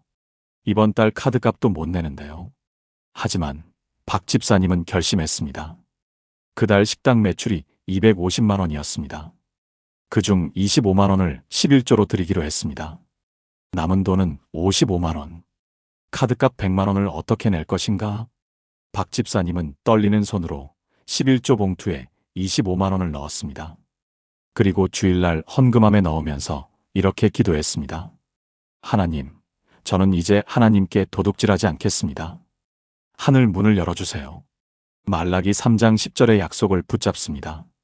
그 주간 놀라운 일이 일어났습니다. 월요일부터 손님이 늘어나기 시작했습니다. 화요일 단체 손님이 예약도 없이 찾아왔습니다. 수요일 옆 가게 사장님이 요즘 여기 맛있다고 소문났더라고 말했습니다. 목요일 TV에서 박 집사님 식당 근처가 맛집 골목으로 소개되었습니다. 금요일 그 주 매출이 전주의 2배가 되었습니다. 박 집사님은 믿을 수 없었습니다. 그리고 그 다음 주 더 놀라운 일이 있었습니다. 5년 전에 식당을 차릴 때 도와줬던 친구가 전화를 했습니다. 철수야, 내가 요즘 사업이 잘 돼서 그러는데 예전에 내가 도와준 거 생각나서 500만 원 좀 보낼게. 박 집사님은 그 자리에서 눈물을 흘렸습니다. 카드값을 낼 수 있게 된 것입니다. 그 후로 박 집사님은 한 번도 빠짐없이 11조를 들이셨습니다. 매출이 적든 많든 항상 10분의 1을 먼저 떼어놓고 하나님께 드렸습니다. 1년이 지난 후 3천만 원의 빚이 모두 갚아졌습니다. 그리고 지금은 2번째 지점을 오픈하셨습니다. 박 집사님은 제게 이렇게 고백하셨습니다. 목사님, 11조를 드리기 시작하면서 모든 게 달라졌어요. 하늘 문이 정말 열렸어요. 사랑하는 여러분, 지금 저와 함께 이렇게 기도해 보시겠습니까? 만군의 여호와 하나님, 저는 고백합니다. 제 모든 것이 하나님께로부터 왔음을 인정합니다. 제 수입의 10분의 1은 하나님의 것입니다. 저는 하나님께 도둑질하지 않겠습니다. 온전한 11조를 하나님의 집에 드리며 말라기 3장 10절의 약속을 붙잡습니다. 하나님, 하늘 문을 열어주소서. 복을 쌓을 곳이 없도록 부어주시는 하나님을 믿습니다. 예수님의 이름으로 기도합니다. 아멘. 하늘 문이 열리면 하나님의 공급이 시작됩니다. 여러분도 오늘부터 11조로 하늘 문을 두드려 보세요. 그런데 세 번째 비밀은 더 중요합니다. 많은 사람들이 돈을 벌기 위해 하나님을 찾습니다. 하나님, 저에게 좋은 직장을 주세요. 하나님, 이번 사업이 잘 되게 해주세요. 하나님, 복권에 당첨되게 해주세요. 이런 기도가 잘못된 것은 아닙니다. 하지만 이것이 전부라면 문제입니다. 우리가 하나님을 수단으로 여기고 있는 것입니다. 돈을 얻기 위한 도구로 하나님을 이용하는 것입니다. 그러면 하나님이 응답하실까요? 하나님은 우리의 심령을 보십니다. 우리가 정말 무엇을 원하는지 아십니다. 예수님은 산상수훈에서 이렇게 말씀하셨습니다. 그런즉 너희는 먼저 그의 나라와 그의 의를 구하라. 그리하면 이 모든 것을 너희에게 더하시리라. 마태복음 6장 33절. 이 말씀은 예수님이 제자들에게 주신 가르침입니다. 당시 제자들은 먹을 것, 입을 것, 살 곳을 걱정하고 있었습니다. 예수님은 그들에게 새와들의 백합화를 보라고 하셨습니다. 하나님이 그것들도 먹이시고 입히시는데 하물며 사람을 어찌 돌보지 않으시겠느냐는 것입니다. 그리고 핵심 메시지를 주셨습니다. 먼저 그의 나라와 그의 의를 구하라. 여기서 먼저라는 단어가 중요합니다. 이것은 시간적 순서만이 아니라 우선순위를 의미합니다. 하나님의 나라를 첫 번째로 구하라는 것입니다. 그의 나라는 하나님이 다스리시는 영역을 뜻합니다. 내 삶에서 하나님이 왕이 되시는 것입니다. 그의 의는 하나님이 기뻐하시는 삶을 의미합니다. 그렇게 하면 이 모든 것을 너희에게 더하시리라고 약속하셨습니다. 이 모든 것은 앞에서 말한 먹을 것, 입을 것, 살 곳 등 물질적 필요를 의미합니다. 하나님의 나라를 먼저 구하면 필요한 모든 것은 하나님이 더해주신다는 약속입니다. 그렇다면 어떻게 기도해야 할까요? 하나님, 돈 주세요가 아니라 하나님, 당신의 나라가 임하소서로 바꾸는 것입니다. 매일 아침 이렇게 기도하세요. 하나님, 오늘 제가 먼저 구할 것은 하나님의 나라입니다. 제 삶에서 하나님이 왕이 되어 주소서. 직장에서 결정을 내려야 할 때 이것이 하나님의 나라에 맞는가? 를 먼저 생각하세요. 돈을 쓸 때 이것이 하나님의 영광을 위한 것인가? 를 먼저 물으세요. 사업을 할 때 이것이 하나님의 의를 이루는가? 를 먼저 점검하세요. 이것이 우선순위를 바꾸는 것입니다. 대구에 사시는 이영미 권사님의 이야기입니다. 2018년 당시 61세였던 이 권사님은 남편과 함께 작은 부동산 중개업소를 운영하고 계셨습니다. 장사가 잘 안 돼서 월세도 내기 어려웠습니다. 이 권사님은 매일 새벽 기도를 하셨는데 기도 제목은 항상 같았습니다. 하나님, 이번 달에 집 한 채만 팔게 해주세요. 하지만 몇 달 동안 단 한 건도 성사되지 않았습니다. 이 권사님은 점점 불안해졌고 믿음이 흔들리기 시작했습니다. 그러던 어느 날 권사님은 새벽 기도회에서 마태복음 6장 33절 말씀을 들으셨습니다. 먼저 그의 나라와 그의 의를 구하라. 그 순간 권사님은 자신의 기도가 잘못되었음을 깨달았습니다. 권사님은 하나님께 돈을 구했지 하나님의 나라를 구하지 않았던 것입니다. 그날부터 권사님은 기도를 완전히 바꾸셨습니다. 하나님, 제가 먼저 구할 것은 하나님의 나라입니다. 저희 부동산을 통해 사람들이 복을 받게 하소서. 제가 단순히 돈을 벌 것이 아니라 하나님의 의를 이루는 통로가 되게 하소서. 그리고 권사님은 사업 방식도 바꾸셨습니다. 예전에는 비싼 집을 팔아서 수수료를 많이 받는 것이 목표였습니다. 하지만 이제는 고객의 필요를 먼저 생각하기 시작했습니다. 가난한 청년이 오면 수수료를 적게 받더라도 좋은 집을 찾아주셨습니다. 노부부가 오면 편한 집을 소개해드렸습니다. 이익보다 사람을 먼저 생각하게 된 것입니다. 2주 후 이상한 일이 일어났습니다. 권사님이 도와드렸던 청년이 친구를 소개해 주었습니다. 그 친구가 집을 계약했고 또 다른 친구를 소개했습니다. 입소문이 나기 시작한 것입니다. 이 권사님은 정직하고 친절하다. 한 달 후 3건의 계약이 성사되었습니다. 이전 6개월 동안 한 건도 안 됐는데 한 달에 3건이 된 것입니다. 권사님은 놀라서 무릎을 꿇고 기도하셨습니다. 하나님, 제가 하나님의 나라를 구하니까 하나님이 이 모든 것을 더해 주시는구나. 그 후로 권사님의 사업은 계속 번창했습니다. 그런데 더 놀라운 것은 권사님의 마음이 변한 것입니다. 예전에는 돈이 없어서 불안했는데 이제는 돈이 있어도 없어도 평안했습니다. 왜냐하면 권사님의 목표가 돈이 아니라 하나님의 나라가 되었기 때문입니다. 권사님은 제게 이렇게 고백하셨습니다. 목사님, 제가 우선순위를 바꾸니까 하나님이 모든 것을 바꿔주셨어요. 사랑하는 여러분, 지금 저와 함께 이렇게 기도해 보시겠습니까? 하나님 아버지, 저는 고백합니다. 제가 그동안 돈을 먼저 구하고 하나님의 나라를 나중에 구했습니다. 용서해 주소서. 오늘부터 제 삶의 우선순위를 바꾸겠습니다. 먼저 하나님의 나라와 하나님의 의를 구하겠습니다. 제 삶에서 하나님이 왕 되어 주소서. 그리하면 이 모든 것을 더해 주신다는 약속을 믿습니다. 예수님의 이름으로 기도합니다. 아멘. 여러분의 기도 제목을 점검해 보세요. 돈이 첫 번째입니까? 하나님의 나라가 첫 번째입니까? 우선순위를 바꾸면 하나님이 모든 것을 바꾸십니다. 그런데 네 번째 비밀은 더욱 강력합니다. 재정적으로 어려운 사람들에게 공통점이 또 하나 있습니다. 움켜쥐고 있다는 것입니다. 적게 가지고 있을수록 더 꽉 쥐고 놓지 않습니다. 이것마저 주면 나는 뭘로 사나? 이런 생각이 지배합니다. 그래서 구제도 하지 못하고 선교도 하지 못하고 이웃을 돕지도 못합니다.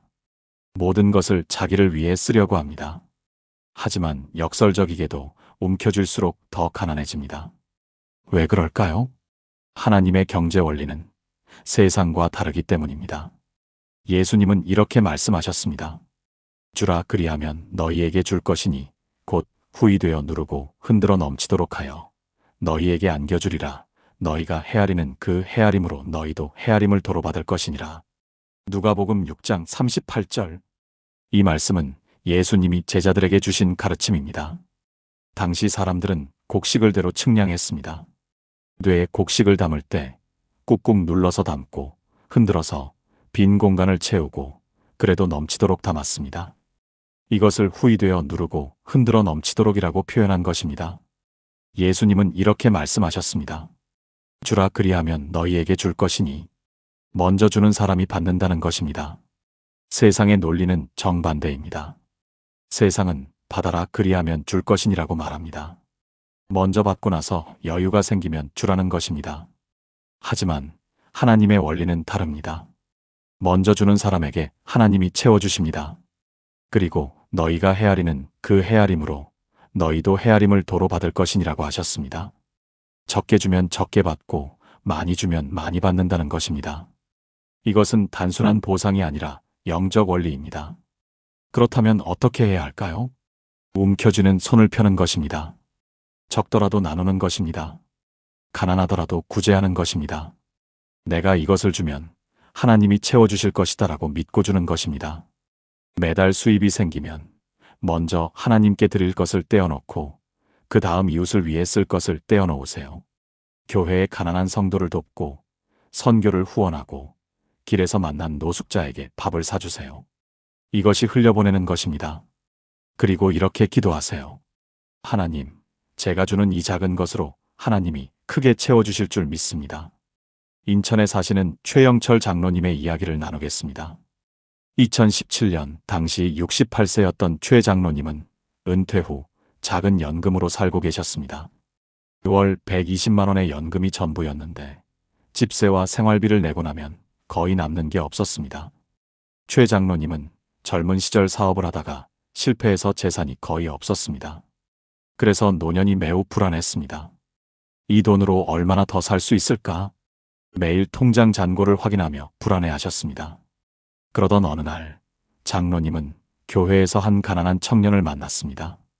그 청년은 대학을 다니면서 아르바이트로 생활비를 벌고 있었는데 학비가 부족해서 휴학을 고민하고 있었습니다.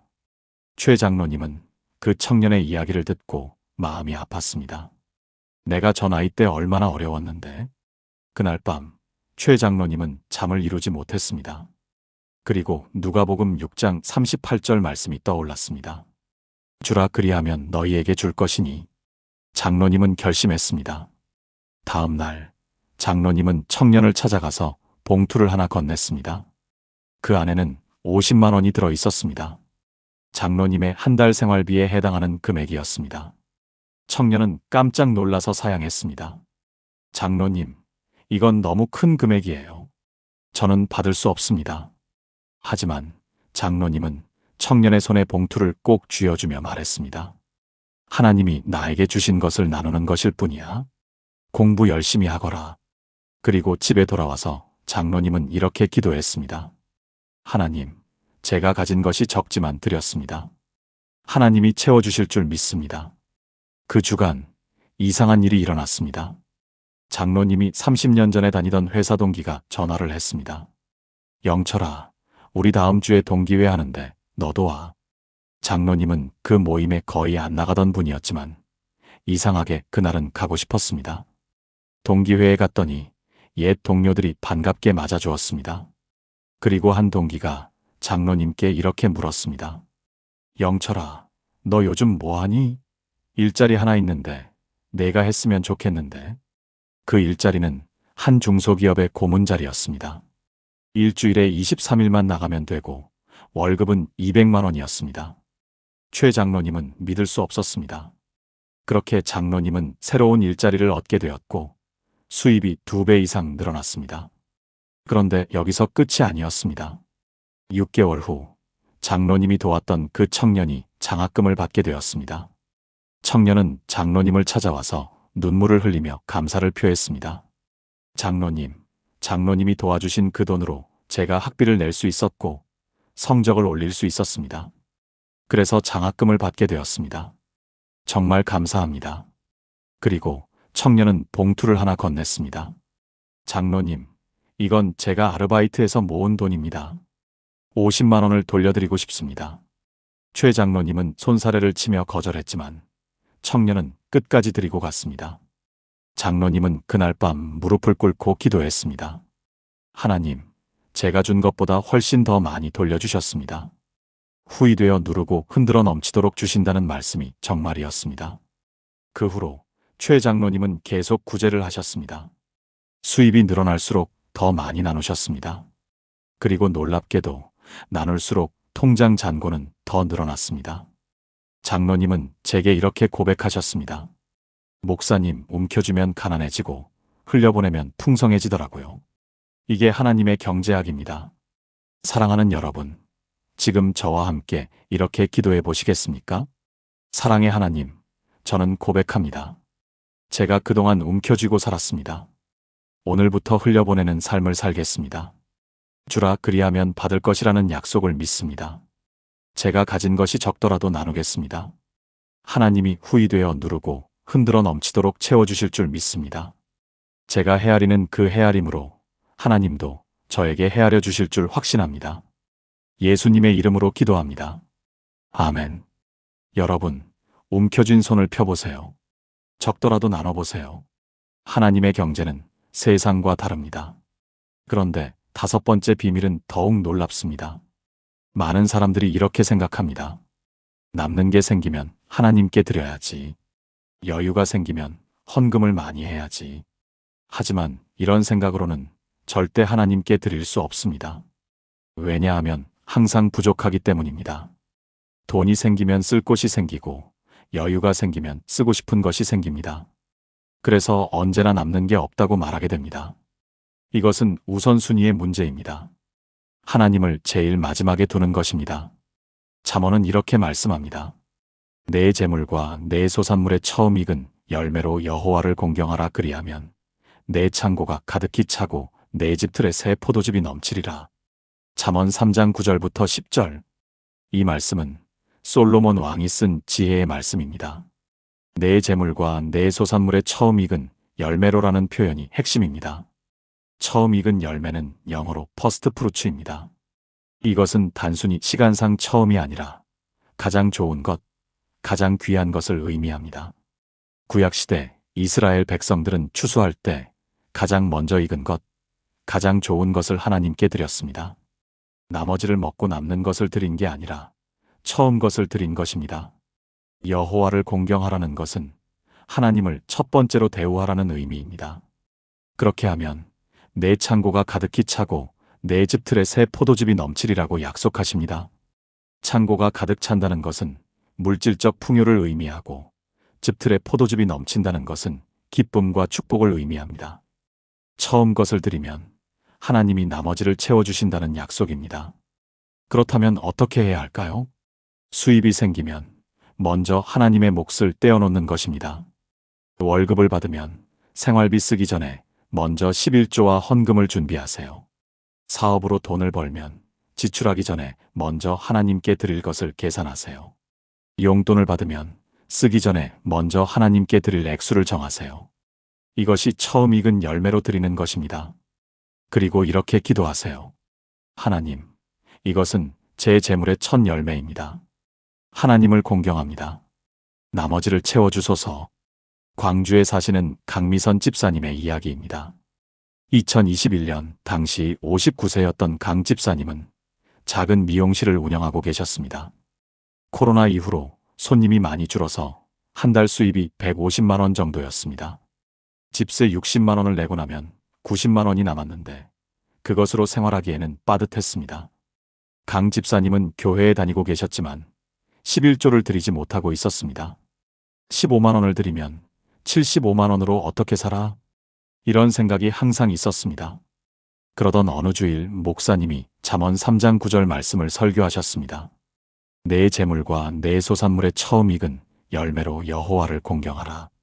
강 집사님은 그 말씀을 듣고 마음이 찔렸습니다. 나는 하나님을 첫 번째가 아니라 마지막에 두고 있구나. 설교가 끝나고 강 집사님은 목사님을 찾아갔습니다. 목사님, 저 11조를 드리기로 결심했어요. 무섭지만 한번 믿어보려고요. 목사님은 강 집사님의 손을 꼭 잡고 함께 기도해 주셨습니다. 그 다음 주부터 강 집사님은 11조를 드리기 시작했습니다. 150만 원 수입에서 15만 원을 먼저 떼어놓고 하나님께 드렸습니다. 남은 돈은 75만 원. 강 집사님은 불안했지만 매일 아침 이렇게 기도했습니다. 하나님, 제 재물의 첫 열매로 하나님을 공경합니다. 창고를 채워주소서. 첫 주 별다른 변화는 없었습니다. 하지만 강 집사님은 계속 기도하며 일했습니다. 둘째 주 오랜만에 단골 손님이 찾아왔습니다. 그 손님은 강 집사님에게 이렇게 말했습니다. 사장님, 여기 머리하고 나면 기분이 좋아요.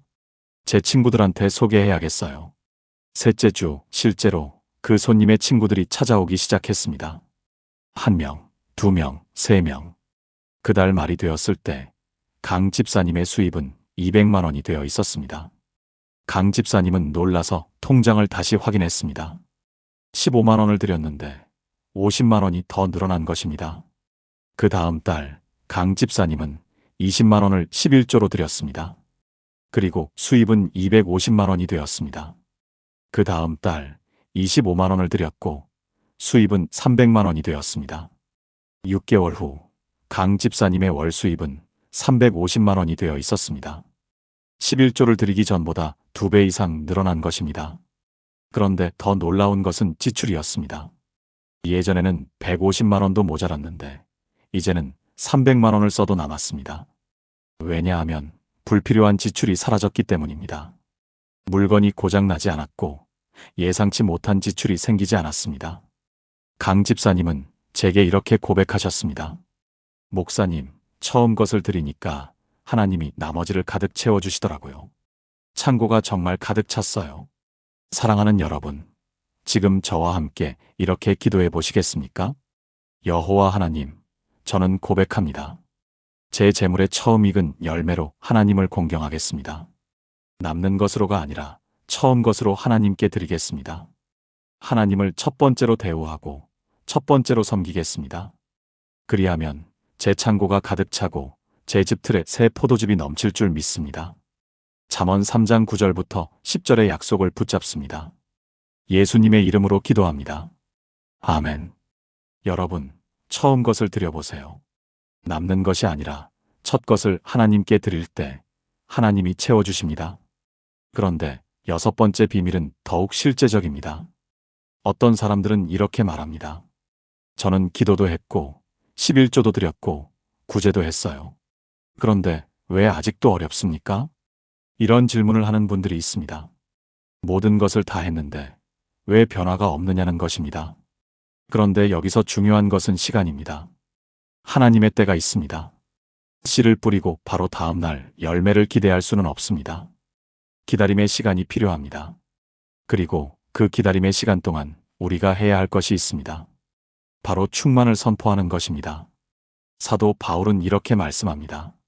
하나님이 능히 모든 은혜를 너희에게 넘치게 하시나니 이는 너희로 모든 일에 항상 모든 것이 넉넉하여 모든 착한 일을 넘치게 하게 하려 하심이라. 고린도후서 9장 8절. 이 말씀은 바울이 고린도 교회에 보낸 편지입니다. 당시 예루살렘 교회가 기근으로 어려움을 겪고 있었고 바울은 여러 교회에 구제 헌금을 요청했습니다. 고린도 교회 성도들은 자신들도 넉넉하지 않았지만 헌금을 했습니다. 바울은 그들에게 이 약속의 말씀을 주었습니다. 하나님이 능히 모든 은혜를 너희에게 넘치게 하시나니. 여기서 넘치게 하시나니는 영어로 어바운드입니다. 이것은 단순히 채우는 것이 아니라 넘쳐 흐르게 한다는 의미입니다.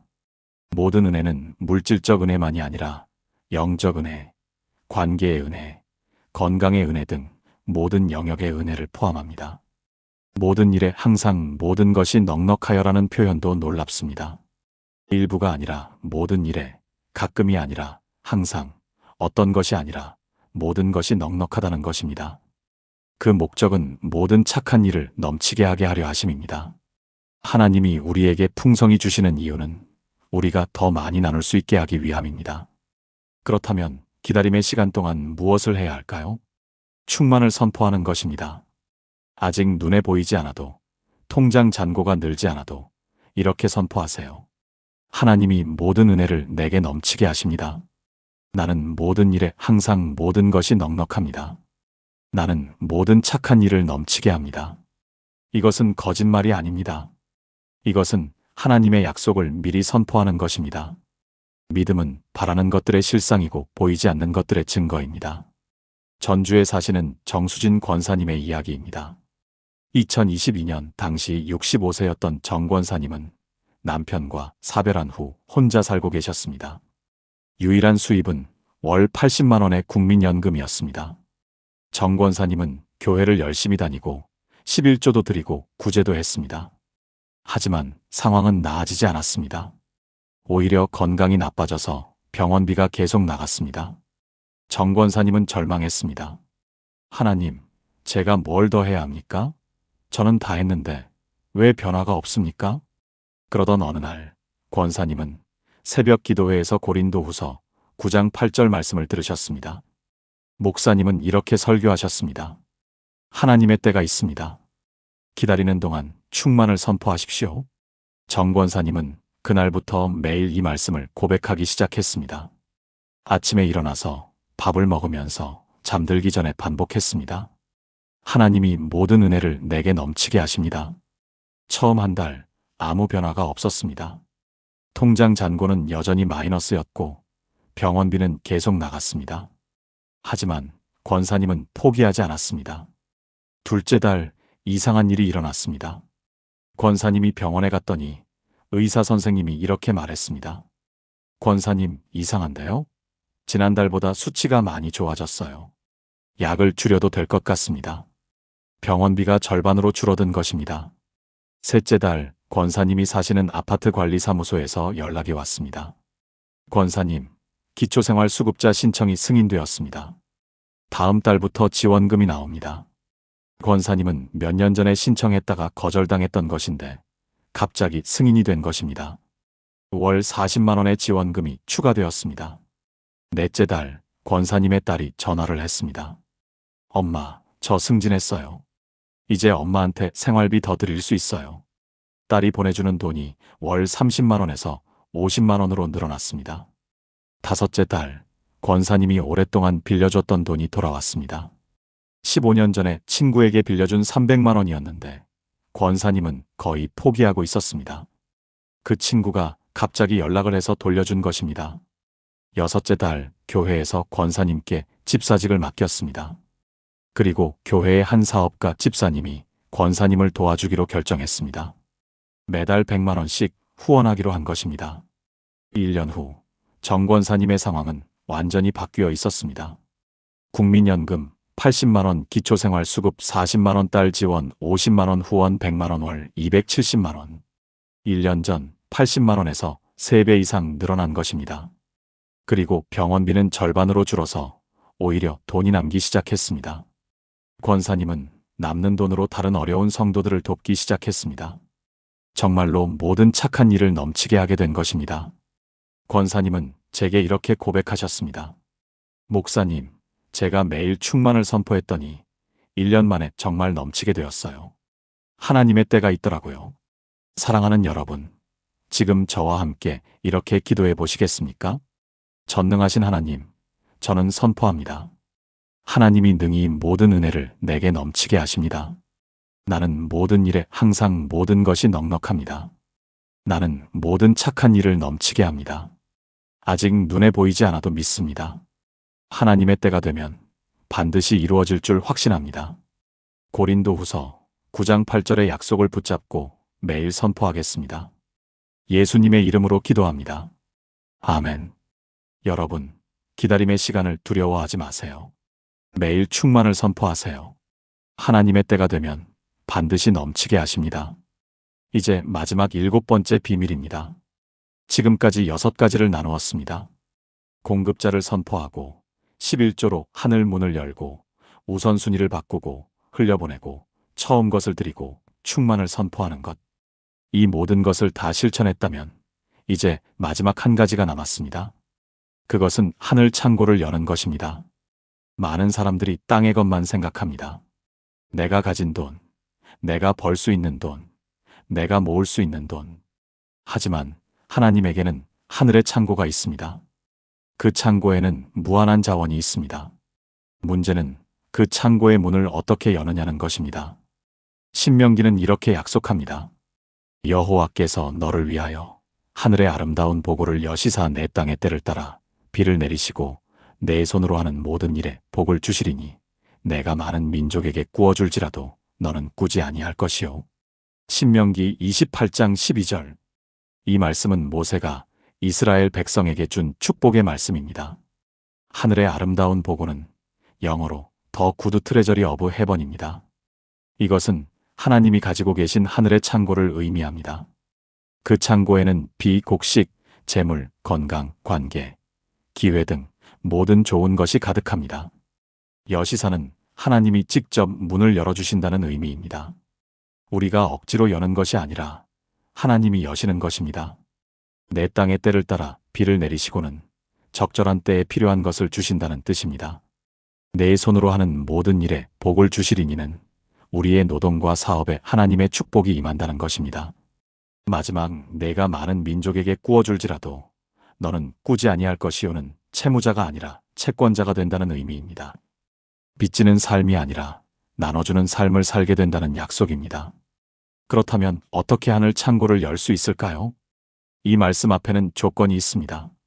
신명기 28장 1절부터 2절을 보면 내가 내 하나님 여호와의 말씀을 삼가 듣고 내가 오늘 내게 명령하는 그의 모든 명령을 지켜 행하면이라고 되어 있습니다. 하나님의 말씀을 듣고 행하는 것이 조건입니다. 지금까지 나눈 6가지를 실천하는 것입니다. 그리고 마지막으로 이렇게 기도하세요. 하나님, 하늘의 아름다운 보고를 열어주소서. 제게 필요한 모든 것을 때를 따라 주소서. 수원에 사시는 김현호 집사님의 이야기로 마무리하겠습니다. 2019년 당시 57세였던 김 집사님은 작은 건설 하청업체를 운영하고 계셨습니다. 대기업에서 일하다가 명예퇴직한 후 시작한 사업이었는데 경쟁이 치열해서 거의 빚만 늘어갔습니다. 빚이 1억 5천만 원까지 쌓였고 김 집사님은 사업을 정리하려고 고민하고 계셨습니다. 그러던 어느 날 김 집사님은 새벽 기도회에서 신명기 28장 12절 말씀을 들으셨습니다. 목사님은 이렇게 설교하셨습니다. 하나님에게는 하늘의 창고가 있습니다. 하나님의 말씀을 듣고 행하면 하나님이 그 창고를 열어주십니다. 김 집사님은 그 설교를 들으면서 눈물을 흘렸습니다.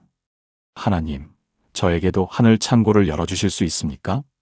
그날부터 김 집사님은 변화하기 시작했습니다. 먼저 지금까지 배운 6가지를 실천하기로 결심했습니다. 공급자를 선포하고 11조를 드리고 하나님의 나라를 먼저 구하고 흘려보내고 처음 것을 드리고 충만을 선포하기 시작했습니다. 그리고 매일 아침 이렇게 기도했습니다. 하나님, 하늘의 아름다운 보고를 열어주소서. 처음 3개월은 정말 힘들었습니다. 오히려 상황이 더 어려워지는 것 같았습니다. 계약이 취소되고 직원들 월급을 제때 못 주는 일도 생겼습니다. 하지만 김 집사님은 포기하지 않았습니다. 4개월째 작은 변화가 시작되었습니다. 김 집사님이 성실하게 일하는 모습을 본 한 대기업 팀장이 연락을 했습니다. 김 집사님, 우리 회사 프로젝트 하나 맡아보시겠어요? 작은 프로젝트였지만 김 집사님은 최선을 다해서 일했습니다. 품질도 좋고 기한도 잘 맞췄습니다. 6개월째 그 팀장이 더 큰 프로젝트를 맡겼습니다.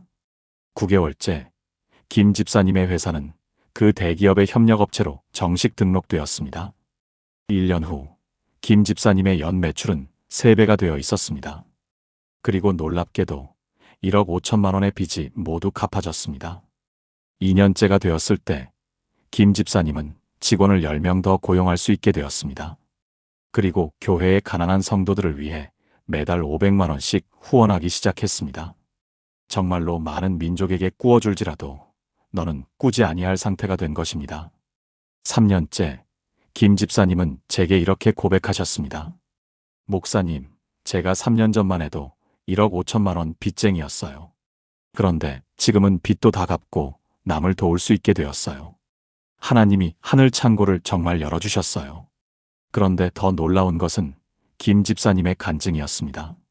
목사님, 돈이 생기니까 행복해진 게 아니에요.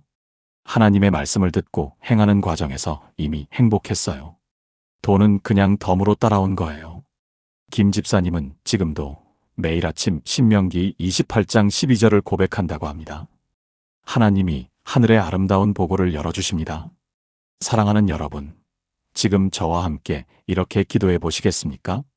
여호와 나의 하나님, 저는 선포합니다. 하나님이 저를 위하여 하늘의 아름다운 보고를 여십니다. 제 땅의 때를 따라 비를 내리시고 제 손으로 하는 모든 일에 복을 주십니다. 저는 꾸지 않고 꾸어주는 삶을 살게 됩니다. 하나님의 말씀을 듣고 행하겠습니다. 신명기 28장 12절의 약속이 제 삶에 이루어질 줄 믿습니다. 하늘 창고가 열리고 하나님의 풍성함이 제 삶에 부어질 줄 확신합니다. 예수님의 이름으로 기도합니다. 아멘. 여러분, 하나님에게는 하늘의 창고가 있습니다. 그 창고는 무한합니다. 하나님의 말씀을 듣고 행하면 하나님이 그 창고를 열어주십니다. 오늘 이 7가지 비밀을 실천해 보세요. 지금까지 나눈 7가지 말씀을 하나의 기도로 드리겠습니다. 함께 기도하시겠습니까? 전능하시고 풍성하신 하나님 아버지, 오늘 이 시간 주신 7가지 놀라운 약속들을 감사드립니다. 공급자를 선포하게 하시고 하늘 문을 열어주시고 우선순위를 바꾸게 하시고 흘려보내는 법을 가르쳐 주시고 첫 열매로 드리게 하시고 충만을 선포하게 하시고 하늘 창고를 열어주시는 하나님을 찬양합니다. 저는 고백합니다. 나의 하나님이 그리스도 예수 안에서 영광 가운데 그 풍성한 대로 나의 모든 쓸 것을 채우십니다. 하나님이 하늘 문을 열고 복을 쌓을 곳이 없도록 부어주십니다. 저는 먼저 하나님의 나라와 하나님의 의를 구하며 그리하면 이 모든 것을 더해 주실 줄 믿습니다. 주라 그리하면 받을 것이니 후이 되어 누르고 흔들어 넘치도록 제게 안겨주실 줄 확신합니다. 제 재물의 첫 열매로 하나님을 공경하며 그리하면 제 창고가 가득 차고 제 집 틀에 새 포도즙이 넘칠 줄 믿습니다. 하나님이 모든 은혜를 내게 넘치게 하시나니 나는 모든 일에 항상 모든 것이 넉넉하여 모든 착한 일을 넘치게 합니다. 하나님이 저를 위하여 하늘의 아름다운 보고를 여시사 제 땅의 때를 따라 비를 내리시고 제 손으로 하는 모든 일에 복을 주십니다. 오늘부터 저와 제 가족이 매일 이 말씀들을 고백하게 하소서. 이 말씀이 우리 집의 재정적 축복의 통로가 되게 하시고 우리 삶의 반석이 되게 하소서. 부족함 대신 풍성함을, 빚 대신 나눔을, 절망 대신 희망을 주소서. 재정의 모든 문제를 해결해 주시고 하나님의 영광을 위해 살게 하소서. 우리의 삶을 통해 하나님의 신실하심이 증거되게 하시고 많은 사람들이 하나님의 풍성하심을 경험하게 하소서. 이 모든 것이 하나님의 약속이심을 믿고 신뢰하며 의지합니다. 살아계신 예수 그리스도의 이름으로 기도합니다. 아멘. 사랑하는 여러분, 지금까지 재정 기도의 7가지 비밀을 나누었습니다. 첫째, 나의 하나님이 채우신다. 공급자를 선포하는 것. 둘째, 하늘 문이 열린다. 11조로 막힌 통로를 여는 것. 셋째, 먼저 그의 나라를 구하라. 우선순위를 바꾸는 것. 넷째, 주라 그리하면 받을 것이니 움켜쥔 손을 펴고 흘려보내는 것. 다섯째, 내 재물로 여호와를 공경하라. 첫 열매로 드리는 것. 여섯째, 하나님이 모든 은혜를 넘치게 하시나니 충만을 선포하는 것. 일곱째, 아름다운 보고를 여시사 하늘 창고를 여는 기도. 이 7가지는 단순한 기도 제목이 아닙니다. 이것은 하나님의 경제 원리이고 재정 축복의 통로입니다. 김명숙 권사님은 이것을 실천해서 8천만 원 빚에서 자유로워졌습니다. 박철수 집사님은 3천만 원 빚을 갚고 두 번째 지점을 열었습니다. 이영미 권사님은 사업이 번창하고 마음의 평안을 얻었습니다. 최영철 장로님은 연금만으로 살다가 새 일자리를 얻고 구제하는 삶을 살게 되었습니다. 강미선 집사님은 월 수입이 2배 이상 늘어났습니다. 정수진 권사님은 80만 원에서 270만 원으로 수입이 늘었습니다. 김현우 집사님은 1억 5천만 원 빚을 갚고 남을 도울 수 있게 되었습니다. 이 모든 분들의 공통점은 무엇일까요? 기도를 바꿨다는 것입니다. 하나님 돈 주세요가 아니라 하나님의 약속을 선포하기 시작한 것입니다.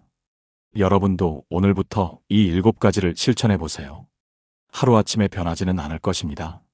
하지만 매일 고백하고 매일 실천하면 반드시 변화가 일어납니다.